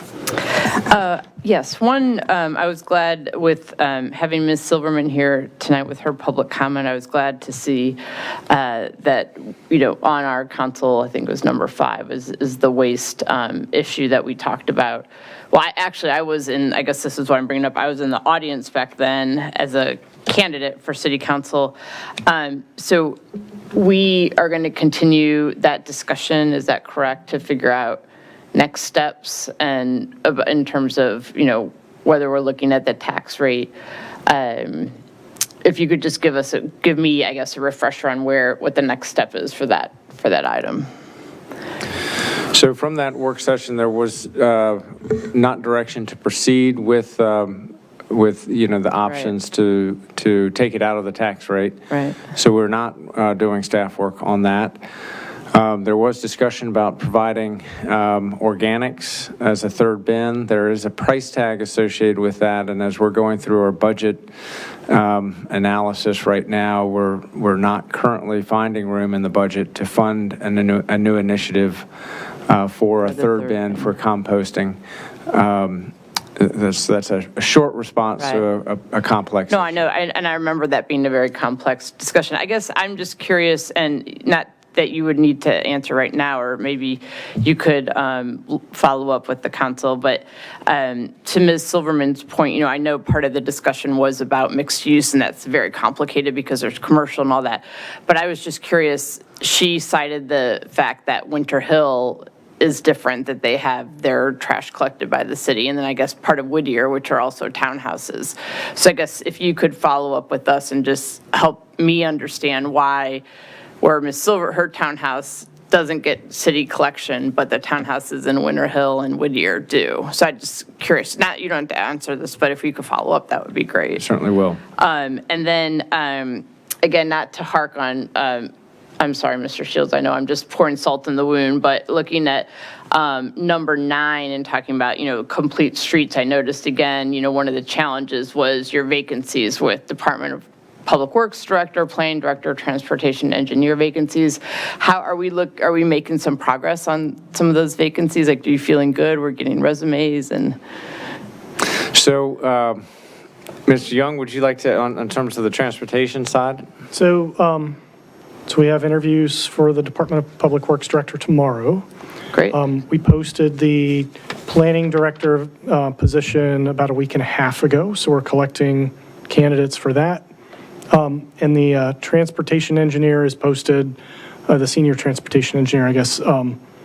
We've had a hard time historically, filling that kind of position. Talking to other jurisdictions, like this is a similar challenge in other locales, and so we'll continue chipping away at it, but it's been a struggle. Okay. And along those lines, and I'm sure it is, I can only imagine. But I was looking later on, we talked about, I think it was point 21, about the web manager. Is that something that we would ever consider like outsourcing? Because I know a lot of places will hire, web companies to maintain all that. And I didn't, with all the vacant, I don't know if that's something that we ever have thought about. In the case of the transportation, in our engineering resources in DPW, that's in effect what we're doing right now. Okay. To be able to do the things that we have going on. It's an expensive long-term solution, but that's how we're kind of filling the gaps at the moment. Well, and it'll be interesting. I mean, sadly, we know that people are losing their jobs, federal government employees, so we may have more people, looking talented, people looking for work. Just 2 more quick things, and I'll turn it over to whoever else wants to speak. Looking at number 12, which is the permits, we were just talking about that with the baseball field. In terms of, and I think Mayor Hardy is definitely correct that we need to sort of do a postmortem, postmortem after action, that's a good way to say, after action, to just figure out when you have, where, and I'm not trying to point fingers or anything, I know both sides, maybe here and there could have maybe done things more quickly, but so, we're partners with the school, and we're going to undoubtedly have other projects with the school. But my question is engaging external, internal customers on process improvement. So we are trying to just really get feedback from people on what can be, because that was something that when I was on the campaign trail, this was someone who's tried to start their small business in Falls Church and complained about the permits process. So I hear it from different, aspects of the community. So what does that look like when we say we're engaging external, internal customers? We're just really trying to get feedback from people and just trying to understand, because I think that's really important in order to really streamline that process, to really hear from, get feedback from people. So that is part of the process, is to have opportunities for contractors and members of the public to provide feedback on the process. You can either do it in a survey or in a focus group type of format. One thing that we do know is that contractors sometimes are shy about it because their livelihood depends on being able to navigate that process, and sometimes they enjoy some anonymity in their feedback. But we want it. I mean, that's the bottom line. And we do, there's been a tremendous amount of construction activity, and it's been difficult for us to sort of get our head above water, to take a breath, and now sort of assess processes.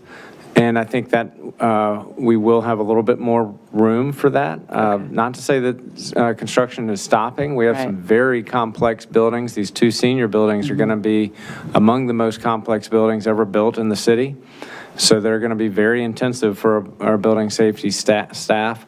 But we are committed to putting time and resources to improving that process for the public and for customers. Great, thank you. I know that's difficult when your plate is so full to have that time to try to improve processes, but that's great. And then my last question is number 17 about the affordable housing, talking about, I guess these units that when we're talking about some of these, the affordable housing that's expiring, are these mostly in mixed-use developments? These are units that are sunsetting, I guess. Is that right? That's right. The special exception, the typical voluntary concession for years was a 20-year term. Okay. And so we're running up against the end of some of those dates. So that's what we're talking about with those. Okay. Okay. So we'll have more discussion on that coming up. Okay. And more up-to-date projects, we've gotten those concessions in perpetuity, or for the life of the project. Yes. More accurately. And so that's excellent. That's right. That's excellent work. Thank you. That's it. Thanks. Other items in the council priorities? Okay, I had a few. One small thing. As I read through it there, some updates are based on calendar year and some are based on fiscal year. If we could just pick one. Missed a couple. The intent after the last discussion was to go to calendar year, I think, and all good. Missed a couple of them. Just made us do some mental math. Thank you. On the one-stop shop, and we don't need to solve this now, but it was great to see progress and continue updating the page. And this is something I'll just continue to raise in general, is let's figure out how we're going to measure success there, because ultimately, is it going to be visits to the page, conversions of people who then upgrade their HVAC to be more green, do energy retrofits? But we can put a bunch of information out there, but unless we actually see people take those actions, it actually doesn't actually move us to the community energy action goals, right? So that's one that I love the activity, but again, want to make sure that we are actually getting the outcomes that we want. A +1 for Ms. Downs' comment on getting to more equitable solid waste management, ideally I'd love to tackle in this budget, but I know that that is challenging. But I think as we continue to add more housing options in town, and we have half of our housing stock now in multifamily, it just seems like a really inequitable way of how we're charging people for solid waste. So +1 for tackling that sooner than later. Sidewalk standards. Ms. Connolly did not bring it up, so I will. I am still very, very interested in getting to a different brick sidewalk plan. I know that we are looking at the Quinn site plan as kind of a good pilot of what a new sidewalk standard could be. I believe the site plan vote. It got pushed out a little bit, so I hope that does not impact our work on getting to a different sidewalk standard. So just more of a FYI for staff on that. A request I will make to the EDA or suggestion as they think about their 2025 priorities. It would be great for us to extend the placemaking and the tree lights that we put up on Broad Street down to the South Washington area, especially as we made investments to the streetscape there, as well as the new parklets. We get lots of great feedback when we light up our streets. It really makes Falls Church a unique place. And so it'd be great to think about North and South Washington similarly and give the South Washington area some love. And then my last item is on the ULI TAP. Appreciate all the CPED's team's work on getting the TAP done. Given that they're not going to deliver the report for us for about 6 or 8 weeks or so, my suggestion is maybe post-budget some sort of joint council, planning commission, board and commission kind of discussion on their report is fine. I don't think we need to rush it during budget season. We were thinking the same thing. Great. I think that's it on council priorities. Ms. Underhill? Just wanted to plus one yours as well as Laura Downs' comments on the solid waste. I know that the budget is tight, but I guess even in terms of addressing the fairness of how we're taxing, and so exploring I would be in favor, I know we kind of punted at the last session, but I would be in favor of actually exploring taking trash out of the tax rate, unbundling it, and then seeing what the, I guess, reassessing it in terms of what we're charging people in terms of taxes. So we would bring the tax rate down and then take the trash out. Thank you. In the same vein, understanding like if the cost for composting can be passed on to the end user who's able to do composting, the single family homes can do composting. Like I know it says it reflects, so we can't fit that in the budget, but what if it's a pass-through? What does that pass-through mean in terms of the impact to the homeowner who would be paying for composting? I think a lot of people are interested in that being incorporated as well. So I guess that's +4, not a late adopter, but interested in the compost. Thanks. Mr. Snyder, you have your hand up? Sure. So I've been thinking about the comments on solid waste, and I really think it's ill-advised to be taking services away from people. I think if the objective is to provide services for those that were not provided, and if there's a solid enough justification for that, then I think we just ought to have that in the budget. But I just have to advise strongly against the notion of removing services that are available, because single-family home assessments have gone up, and you can make a slight alteration in the tax rate. It won't be much, but it will be perceived as paying a lot and not getting anything. So you've actually aggravated the situation rather than improved it. So just my best advice is don't go that way. That doesn't mean we can't address the issues that have been presented, however. Thank you. Thank you. We have to get to council requests too. We haven't really moved off the report of the city manager. Do we have council requests?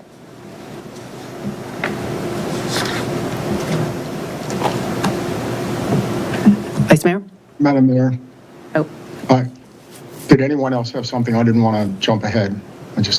Go ahead, Mr. Snyder. Thanks much. I know you've been working regionally on the impacts on our citizens as a result of what the administration is now doing to them. I think it would just be helpful to reiterate to our community that we're all working on this. We're all very concerned. We are looking at managing in a very disruptive environment that affects potentially our grants and long-term budgeting. That the 30-day report card from this administration is loaded with disruption of both programs and individual lives. That performance of individuals and programs has not been adequately considered, and that internationally we're undercutting alliances that have been in place since World War II, that have provided a great measure of security for the world, and particularly the cutting the ground out from a people and a country, the democratic country of Ukraine and its leader, is an unprecedented reversal of American policy, as well as reduction in USAID, where the reliability of the United States is now seriously called into question. So I wanted to make these comments, but the impact on us and our citizens is significant. It's a negative impact not only on them, but the services that are provided by government. And we are engaged to the extent we possibly can on these topics. So thanks. I just wanted to make a couple comments along that way. Thank you. I think we share those. I have an announcement along that point, but I'll get to other council requests first before. Ms. Connolly. I actually had a comment on the budget from the city manager's report. I don't know that we talked about that at all, but I just wanted to note that we had a very good Budget and Finance Committee meeting last Friday. So, we went over a lot of different things for an hour. So your little description is a very short description. If anyone's interested in more details on the budget, please review the Budget and Finance Committee recording.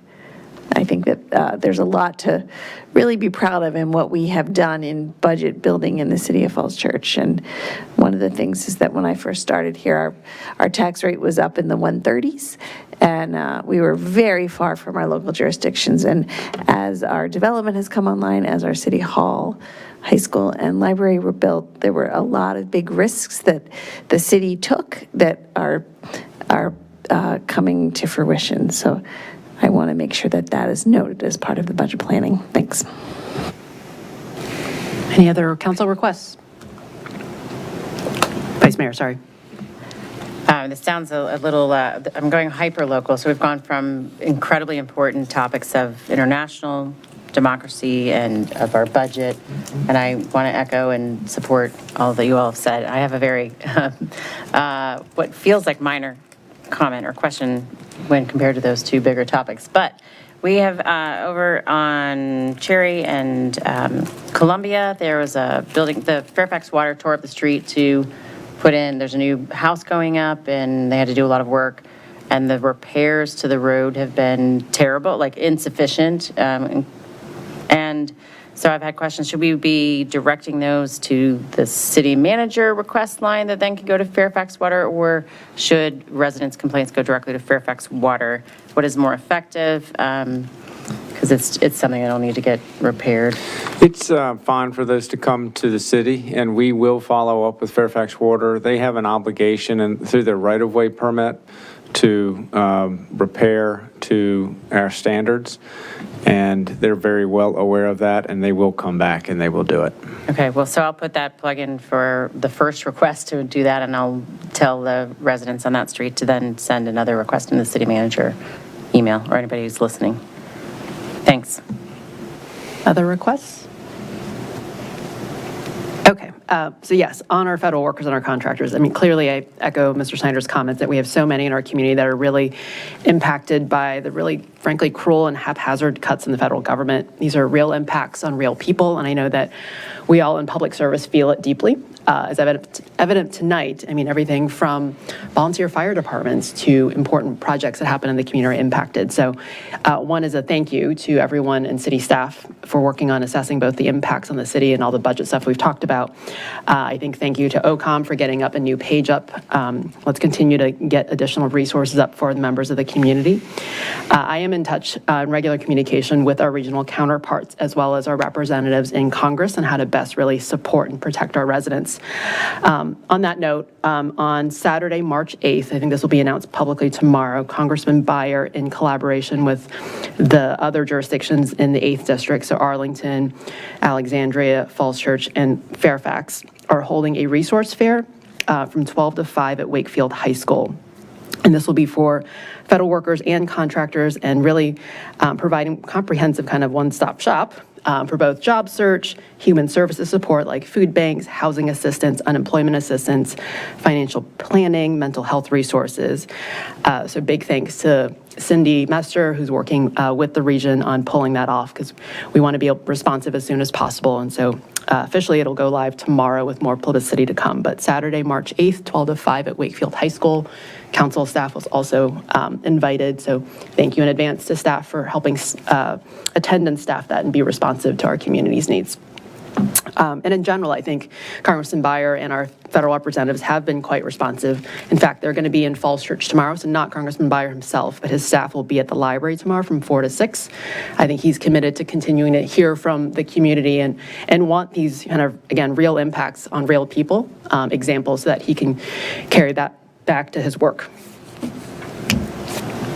Ms. Mester or Mr. Shields, anything to add on that point? Ms. Mester? I think both of those dates are really important ones to message. We've also had regular communication with Senator Warner, and then although not our direct representatives, but Connolly and Kane have been very engaged as well. So I think we'll just have to keep monitoring, working, and managing the stress and advocating. So appreciate everybody's coordination and outreach on these efforts. Great. And I guess for our residents who are listening, if you can sign up directly with our federal delegations lists, because they hold town halls and send out various emails and resources, that's a really great way to get plugged in and make sure you're getting up-to-date information. And for council and the community as well, of course, we're working with the Northern Virginia Regional Commission, and they're gathering good data to talk about the jobs impact, and then working with the General Assembly on their emergency committee. And a lot of the data we pulled together was for VML, Virginia Municipal League, so they could present to that committee this past Saturday. So appreciate that coordination as well and outreach. Great. Thank you. I think that's it for stuff before we actually get to the agenda tonight. We're about 2 hours in. Okay, I think we're ready for business on the agenda. Okay, let's call the first item, please, Madam Clerk. Yes, we have 2 items for public hearing this evening. The first one is TO 25-01, ordinance to amend the code of the City of Falls Church, Virginia, Chapter 28, miscellaneous offenses, to add Article 8, hunting, prohibiting hunting within the municipal boundaries of the City of Falls Church, and to delete subsection D6 of Chapter 28, miscellaneous offenses, Article 6, offenses against the peace and good order, Section 28-150, carrying concealed weapons, which references lawful hunting and is rendered obsolete by the former action. And so Maria Rojas, who's the executive assistant to the city manager, has been our staff lead on this, and she will provide the staff presentation. Thank you, Mr. Shields.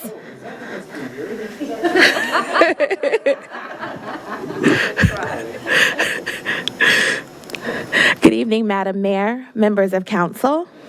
Tonight, council is requested to hold a public hearing and take action on amendment to City Code Chapter 28, miscellaneous offenses, to prohibit hunting activities within municipal boundaries of the City of Falls Church. Council granted first reading to TO 25-01 on February 10th, 2025, and the proposed ordinance is now before City Council for public hearing and action. Staff recommends that council holds a public hearing and adopt TO 25-01. The goal of the proposed ordinance, TO 25-01, is to prevent safety risks such as stray bullets or arrows in the city's densely developed environments. The proposed ordinance amends the city code to prohibit hunting within the municipal boundaries due to public safety concerns in the densely populated areas of the City of Falls Church. The city has the legal authority to enact this restriction under Virginia Code 15.2-1113.1. The proposed ordinance ensures a safer environment for all residents and provides law enforcement with the necessary authority to enforce these restrictions. Without an ordinance, the city's law enforcement lacks the authority to prevent hunting on private property. Although rare, instances of hunting has occurred on private property in the city. Furthermore, the proposed ordinance aligns the City of Falls Church with other Virginia localities that have enacted similar hunting restrictions. Additionally, the proposed ordinance removes subsections D6 of Chapter 28, Article 6, Section 28-150, which previously allowed concealed weapons for lawful hunting, which, with the prohibition of hunting, this provision will become obsolete. The physical impact is that the proposed ordinance requires the installation of signage to mark the hunting restricted areas, which will result in nominal cost for the purchase and installation of these signs. Timing: if adopted, it would take effect 10 days after passage and must be submitted to Virginia Department of Wildlife Resources by May 1st, 2025 for inclusion in state regulations. Thank you. Well, since this requires a public hearing, I believe, we open up for public comment. Any members of the public wish to speak? I move to adopt TO 25-01. Seeing no public comment. I'll second. There's Ms. Underhill in the second. And seeing that there was no public comment, I'm going to close the public hearing. And we have a motion and a second. Madam Clerk? Ms. Conley? Yes. Ms. Downs? Yes. Ms. Shantz Hiscott? Yes. Mr. Snyder? Yes. Ms. Underhill? Yes. Mayor Hardy? Yes. Motion carries 6-0. Thank you, council. Thank you, Ms. Rojas. Nice work. Let's call the next item. Yes. Next, we have TR 25-07, resolution naming city-owned property located at 190 South Washington Street, RPC 52-305-018, and city-owned property located at 430 South Maple Avenue, RPC 52-309-032. Principal Planner Emily Bazemore has taken the lead on this and will provide an update for the City Council on this with some recommendations. And we are asking for council action on this after a public hearing, if the council is so ready. And if I could make a suggestion, given that we had a lengthy discussion last time, if you could tell us what the updates are since we talked last, that would be great. Yes, of course. So good evening, Council. Tonight, City Council is requested to hold a public hearing and select names for the parklets located at 190 South Washington Street and at 430 South Maple Avenue. This public hearing follows the City Council work session that was held on February 10th, 2025. Staff recommends that the City Council review the name selections for 430 South Maple Avenue and 190 South Washington Street and move to adopt names for these parklets. Staff recommends the following name variations for the parklets, and these are based off of our previous discussion and work session. So 430 South Maple Avenue, Cavalier Trail Plaza, or Cavalier Trail Wayside. And for 190 South Washington Street, we have Triangle Park, or several name variations of Civic Service Park, Public Service Park, or Civic Park. In the staff report, you'll see on pages 1, as well as 2, 3, and even into 4, our discussion from the work session is captured in the comments matrix. And I can briefly walk through that. I'll just call out some of the key questions in the follow-up. So there was a question about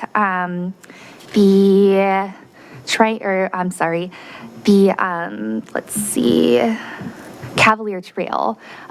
We did put in a request with the history room at the Mary Riley Stiles Library to see if there were any formal documents discussing a name and just how that name came to be.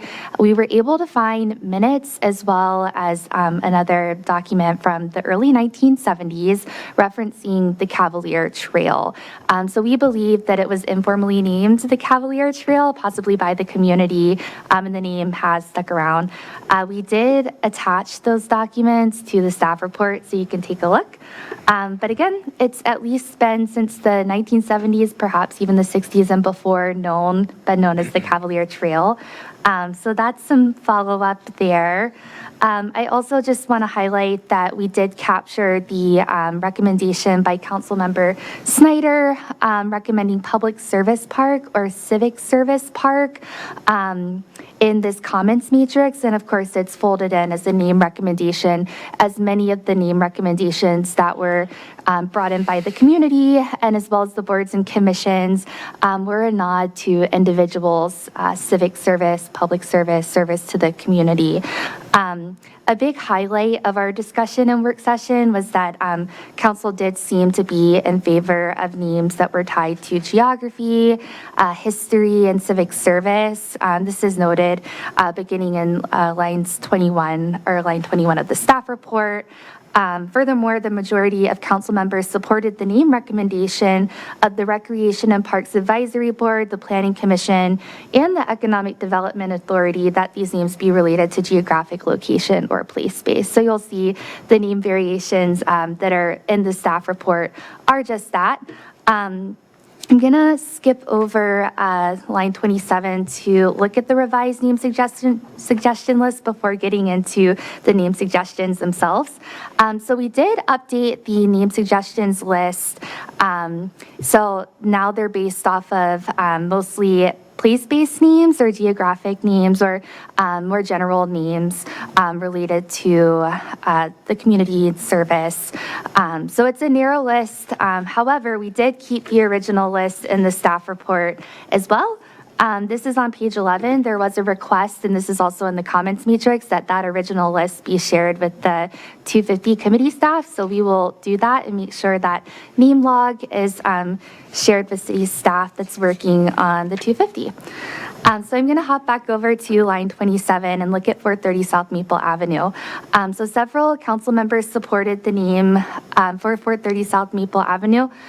That it includes the Cavalier Trail, geographically linking the parklet to the trail. A council member highlighted in their comments that the parklet and the trail actually share the same RPC.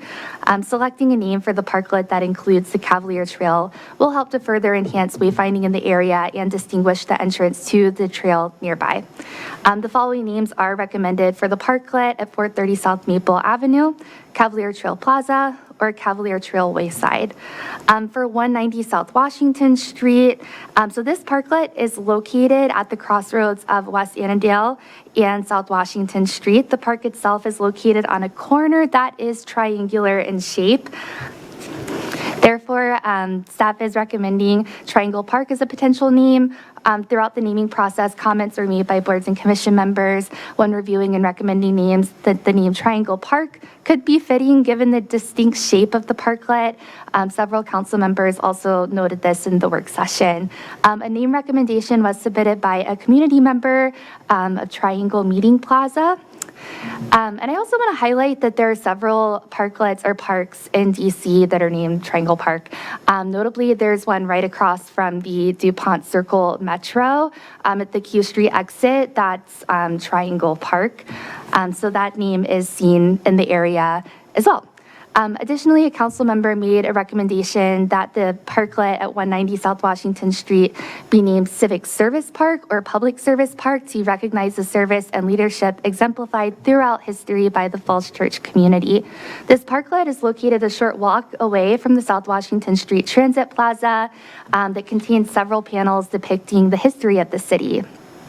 Naming the parklet in honor of the community's civic or public service could recognize service at the local, state, and even the federal levels.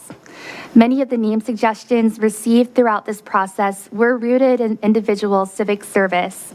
Given the recognition of public service that is associated with this name, it is important to note that there could be opportunities in the future to name a park or plaza space near city facilities such as the community center, the library, city hall, or even the operations center. Civic Service Park, Public Service Park, or similar names could also be appropriate for park space or plaza space near these facilities. So on line lines 57 through 59, you'll see again Triangle Park, Civic Service Park, or Public Service Park, or Civic Park recommended for 190 South Washington Street.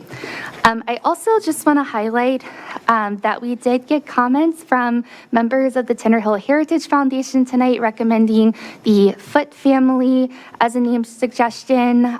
So I just again want to highlight that. The Historical Commission and the Arts and Humanities Council also recommended the Foote family as a potential name. And I do know that we have a portrait planned for City Hall or Council Chambers of Frederick Foote Jr. So just wanted to highlight that again.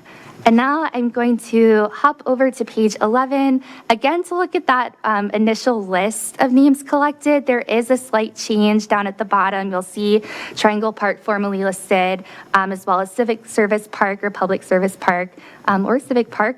And then John Kirby, we had a public comment that was received following council's work session recommending John Kirby as a name potential. He was a civil rights attorney that lived in the city of Falls Church, and I encourage you all to look at that public comment if you haven't already. Now I'm going to go to page 12 of the staff report just to look at timing. So we had our first city council kickoff work session in early November 2024. We've since been to the EDA, the Planning Commission, Rec and Parks, Historical Commission, and Arts and Humanities. We came back to you all for a work session to look at all of the different name suggestions from those groups as well as the community on February 10th, and now we're here for action on February 24th. Thank you all. Looking forward to your comments. Great. Thank you for both your thorough work and report on this. Before we dive into, can we scroll back to the final list of names? There was a nice short list. I was going to give credit to Ms. Flynn, who contacted me when she couldn't come to the meeting tonight. So something that may hopefully address multiple suggestions is Civic Triangle. So blend the two. So if we all like that. Suggestion. So credit to Ms. Flynn if we, I think I see head nods. I've written that down too. Partial credit. There you go. Partial credit to Vice Mayor has got as well. That's an excellent suggestion. It's a hybrid of the Are we done now? This is like art by committee. Name by committee is also hard too. I just want to acknowledge and thank you for noting that we did have public comment today from members of the Tinner Hill Foundation. But, as we talked about at length last time, and my own personal experience on the school board when we had to rename two schools, this council definitely was overwhelmingly in agreement of I think the majority, not the whole council, but the majority of the council did not want to name these parklets against any person and I think because, as you noted, Mr. Foote will have a amazing portrait in this city chamber, so he will be honored in the city chambers. So I do, of course, appreciate their comments this evening, but I think, I think that is the best way forward for us is to use placemaking or things, but not naming things after individuals. And then the only other thing I wanted to say is thank you for the note about Christina Goodwin's Memorial Park. I think that's terrific if we can do some sort of combination signage because she was, on the board of the Aurora House and served on the city commission. So I think to honor her would be great if we can combine those two. Thank you. Thank you for those. Yeah. Other comments? Vice Mayor? I just wanted to echo Laura's comments, first of all, on Christina's memorial and signage for that. I think that's great. And I also wanted to echo, again, that we appreciate the history that is here.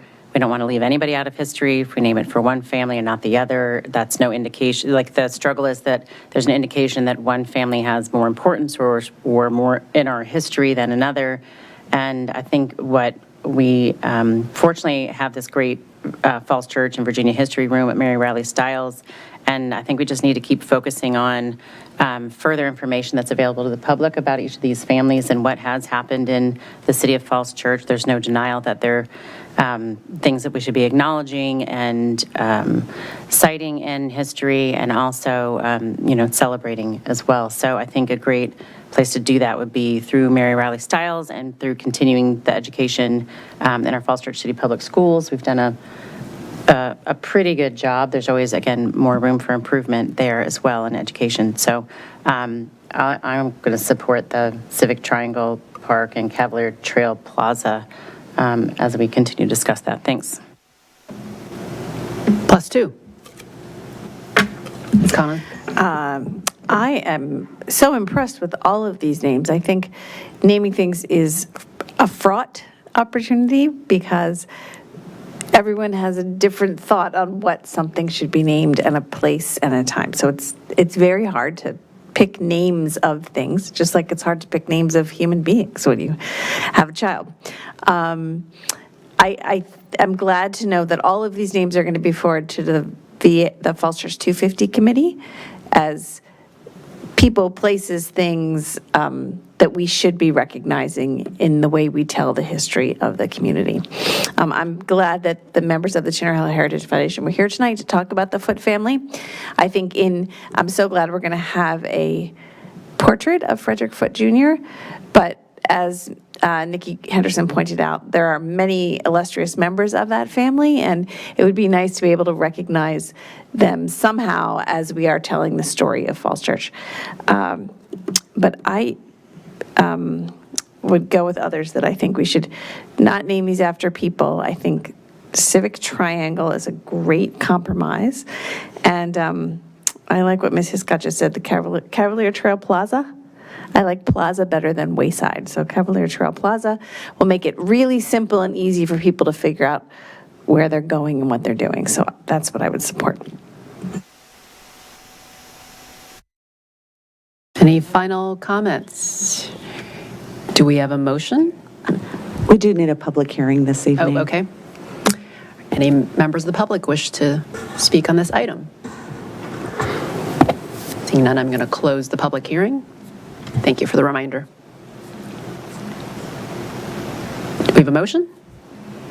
I move to adopt TR 25-07, naming the parklet at 190 South Washington Street as Civic Triangle Park and the parklet at 430 South Maple Avenue as Cavalier Trail Plaza.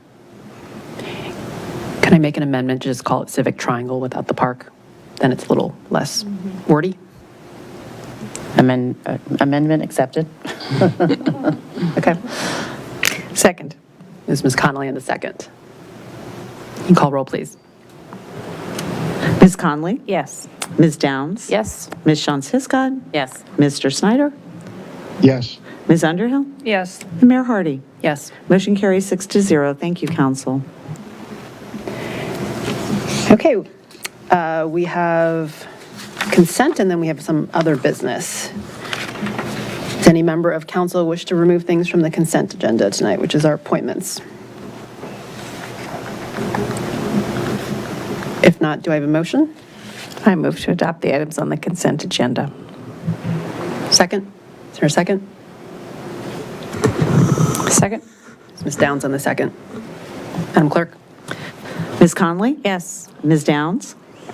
Yes. Ms. Shantz Hiscott? Yes. Mr. Snyder? Yes. Ms. Underhill? Yes. And Mayor Hardy? Yes. Motion carries 6-0. Thank you.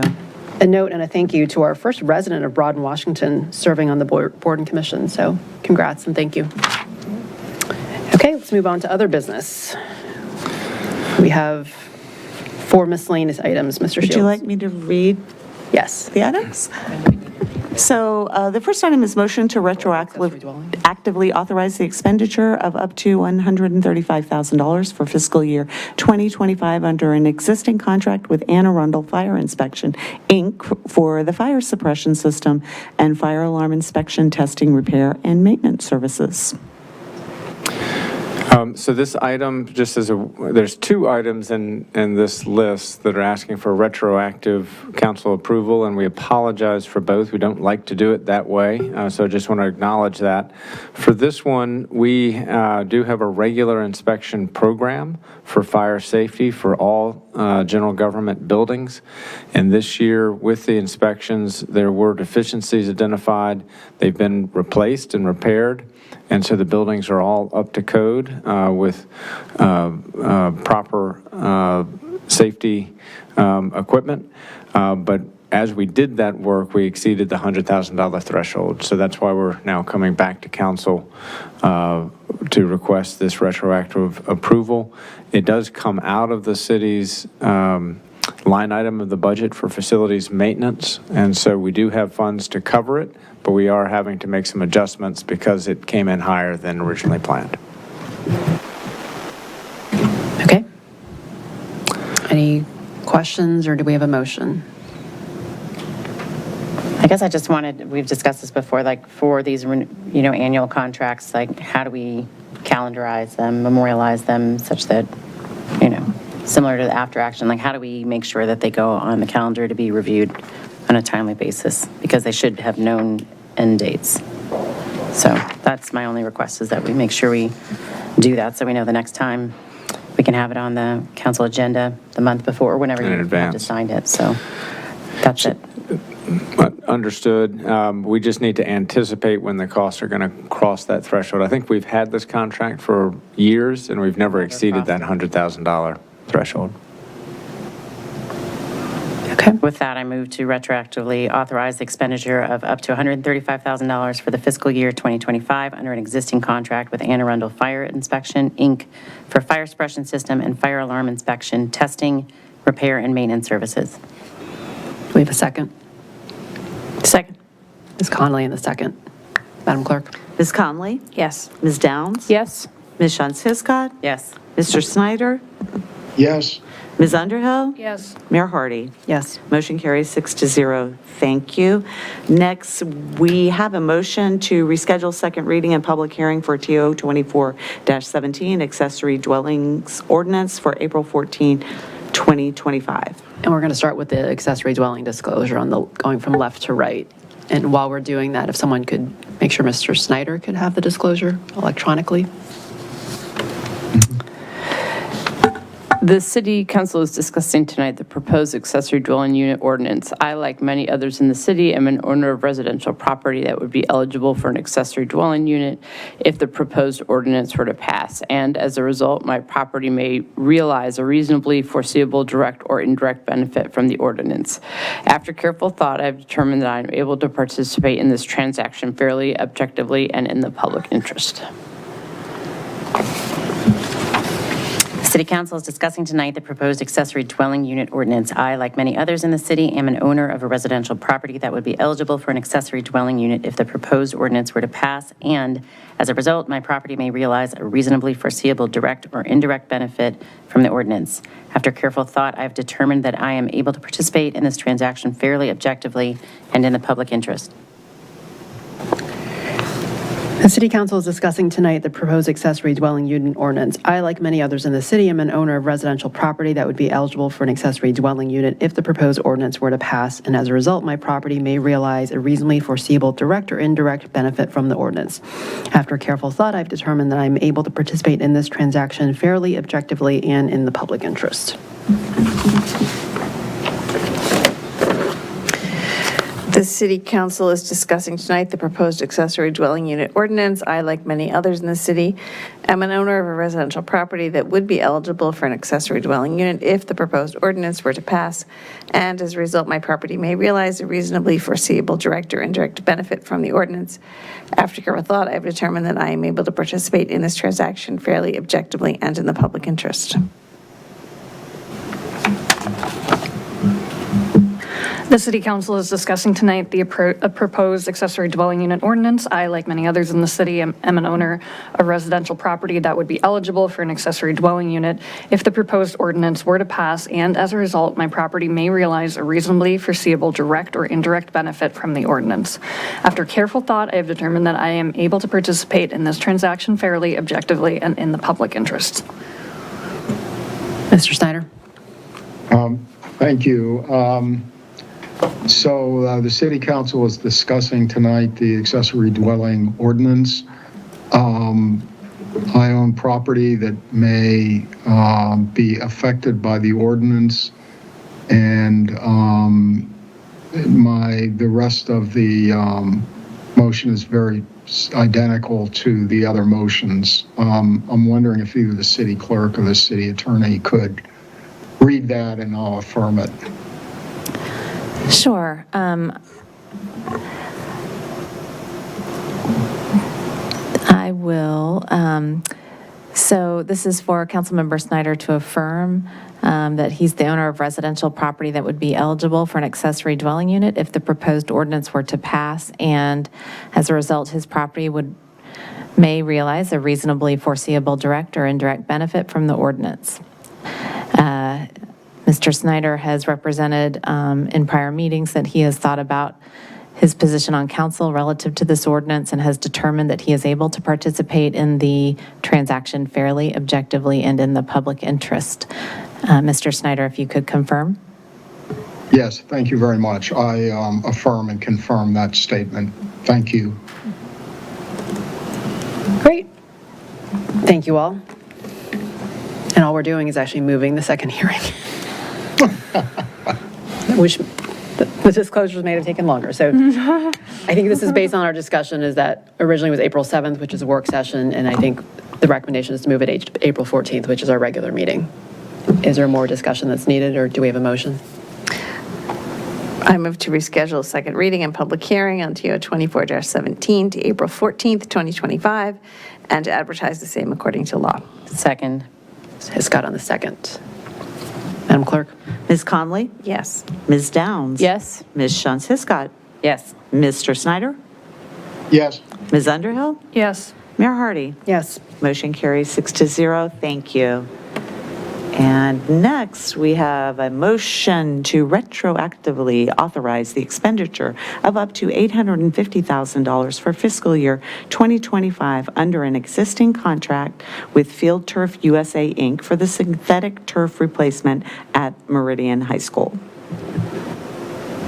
So for this item, this is a project that is managed by general government staff. Danny Schlitt is our project manager for this, and that is the historical way that we have handled it. The stadium field is paid for in the CIP by the general government, and the same contractor is going to be putting in the baseball field. So in many respects, it was a joint procurement, but this element of it is on the general government side. As we proceeded with the work, the council appropriated funds for it through the CIP. We went through all the procurement process, and we neglected the step of getting the contract authorization from the city council. The work has been completed. As noted earlier today, the field was used today by our spring sports. Today is the beginning of spring sports. And so the work has been completed very satisfactorily, and we're now asking for the council to authorize this expenditure. Do we have a motion? I move to retroactively authorize the expenditure of up to $850,000 for fiscal year 2025 under an existing contract with Field Turf USA, Incorporated for synthetic turf replacement on the stadium field at Meridian High School. Second. Connolly in the second. Madam Clerk? Ms. Conley? Yes. Ms. Downs? Yes. Ms. Shantz Hiscott? Yes. Mr. Snyder? Yes. Ms. Underhill? Yes. Mayor Hardy? Yes. Motion carries 6-0. Thank you, council. Any final business not on the agenda, including standing and regional committee comments? Ms. Connolly? Yeah, Mr. Shields, I should have went to this earlier when we were talking about traffic patterns around Whole Foods. There was a comment about that. I had a request from a citizen to look at removing some of the parking on Park Place because things are really tight there. I don't know if, as engineering staff is looking at the timing of the light, they may also look at the width of, how tight things get in there. It probably gets tight because there are a lot of people waiting in line at the light. Yeah, there's not supposed to be parking on the side where people have decided to park. Parking in a lane. So we are looking at that. One thing that's new on that street also is has a double yellow line, which it never used to have, and so that also kind of makes it look a little bit funny. The street always has had on-street parking, so I'm hopeful that as we look at it, we'll be able to retain some on-street parking, but we may want to organize it a little bit differently than the way it is organized. We are aware of the issue, and the engineer is looking at it. Thank you. Vice Mayor?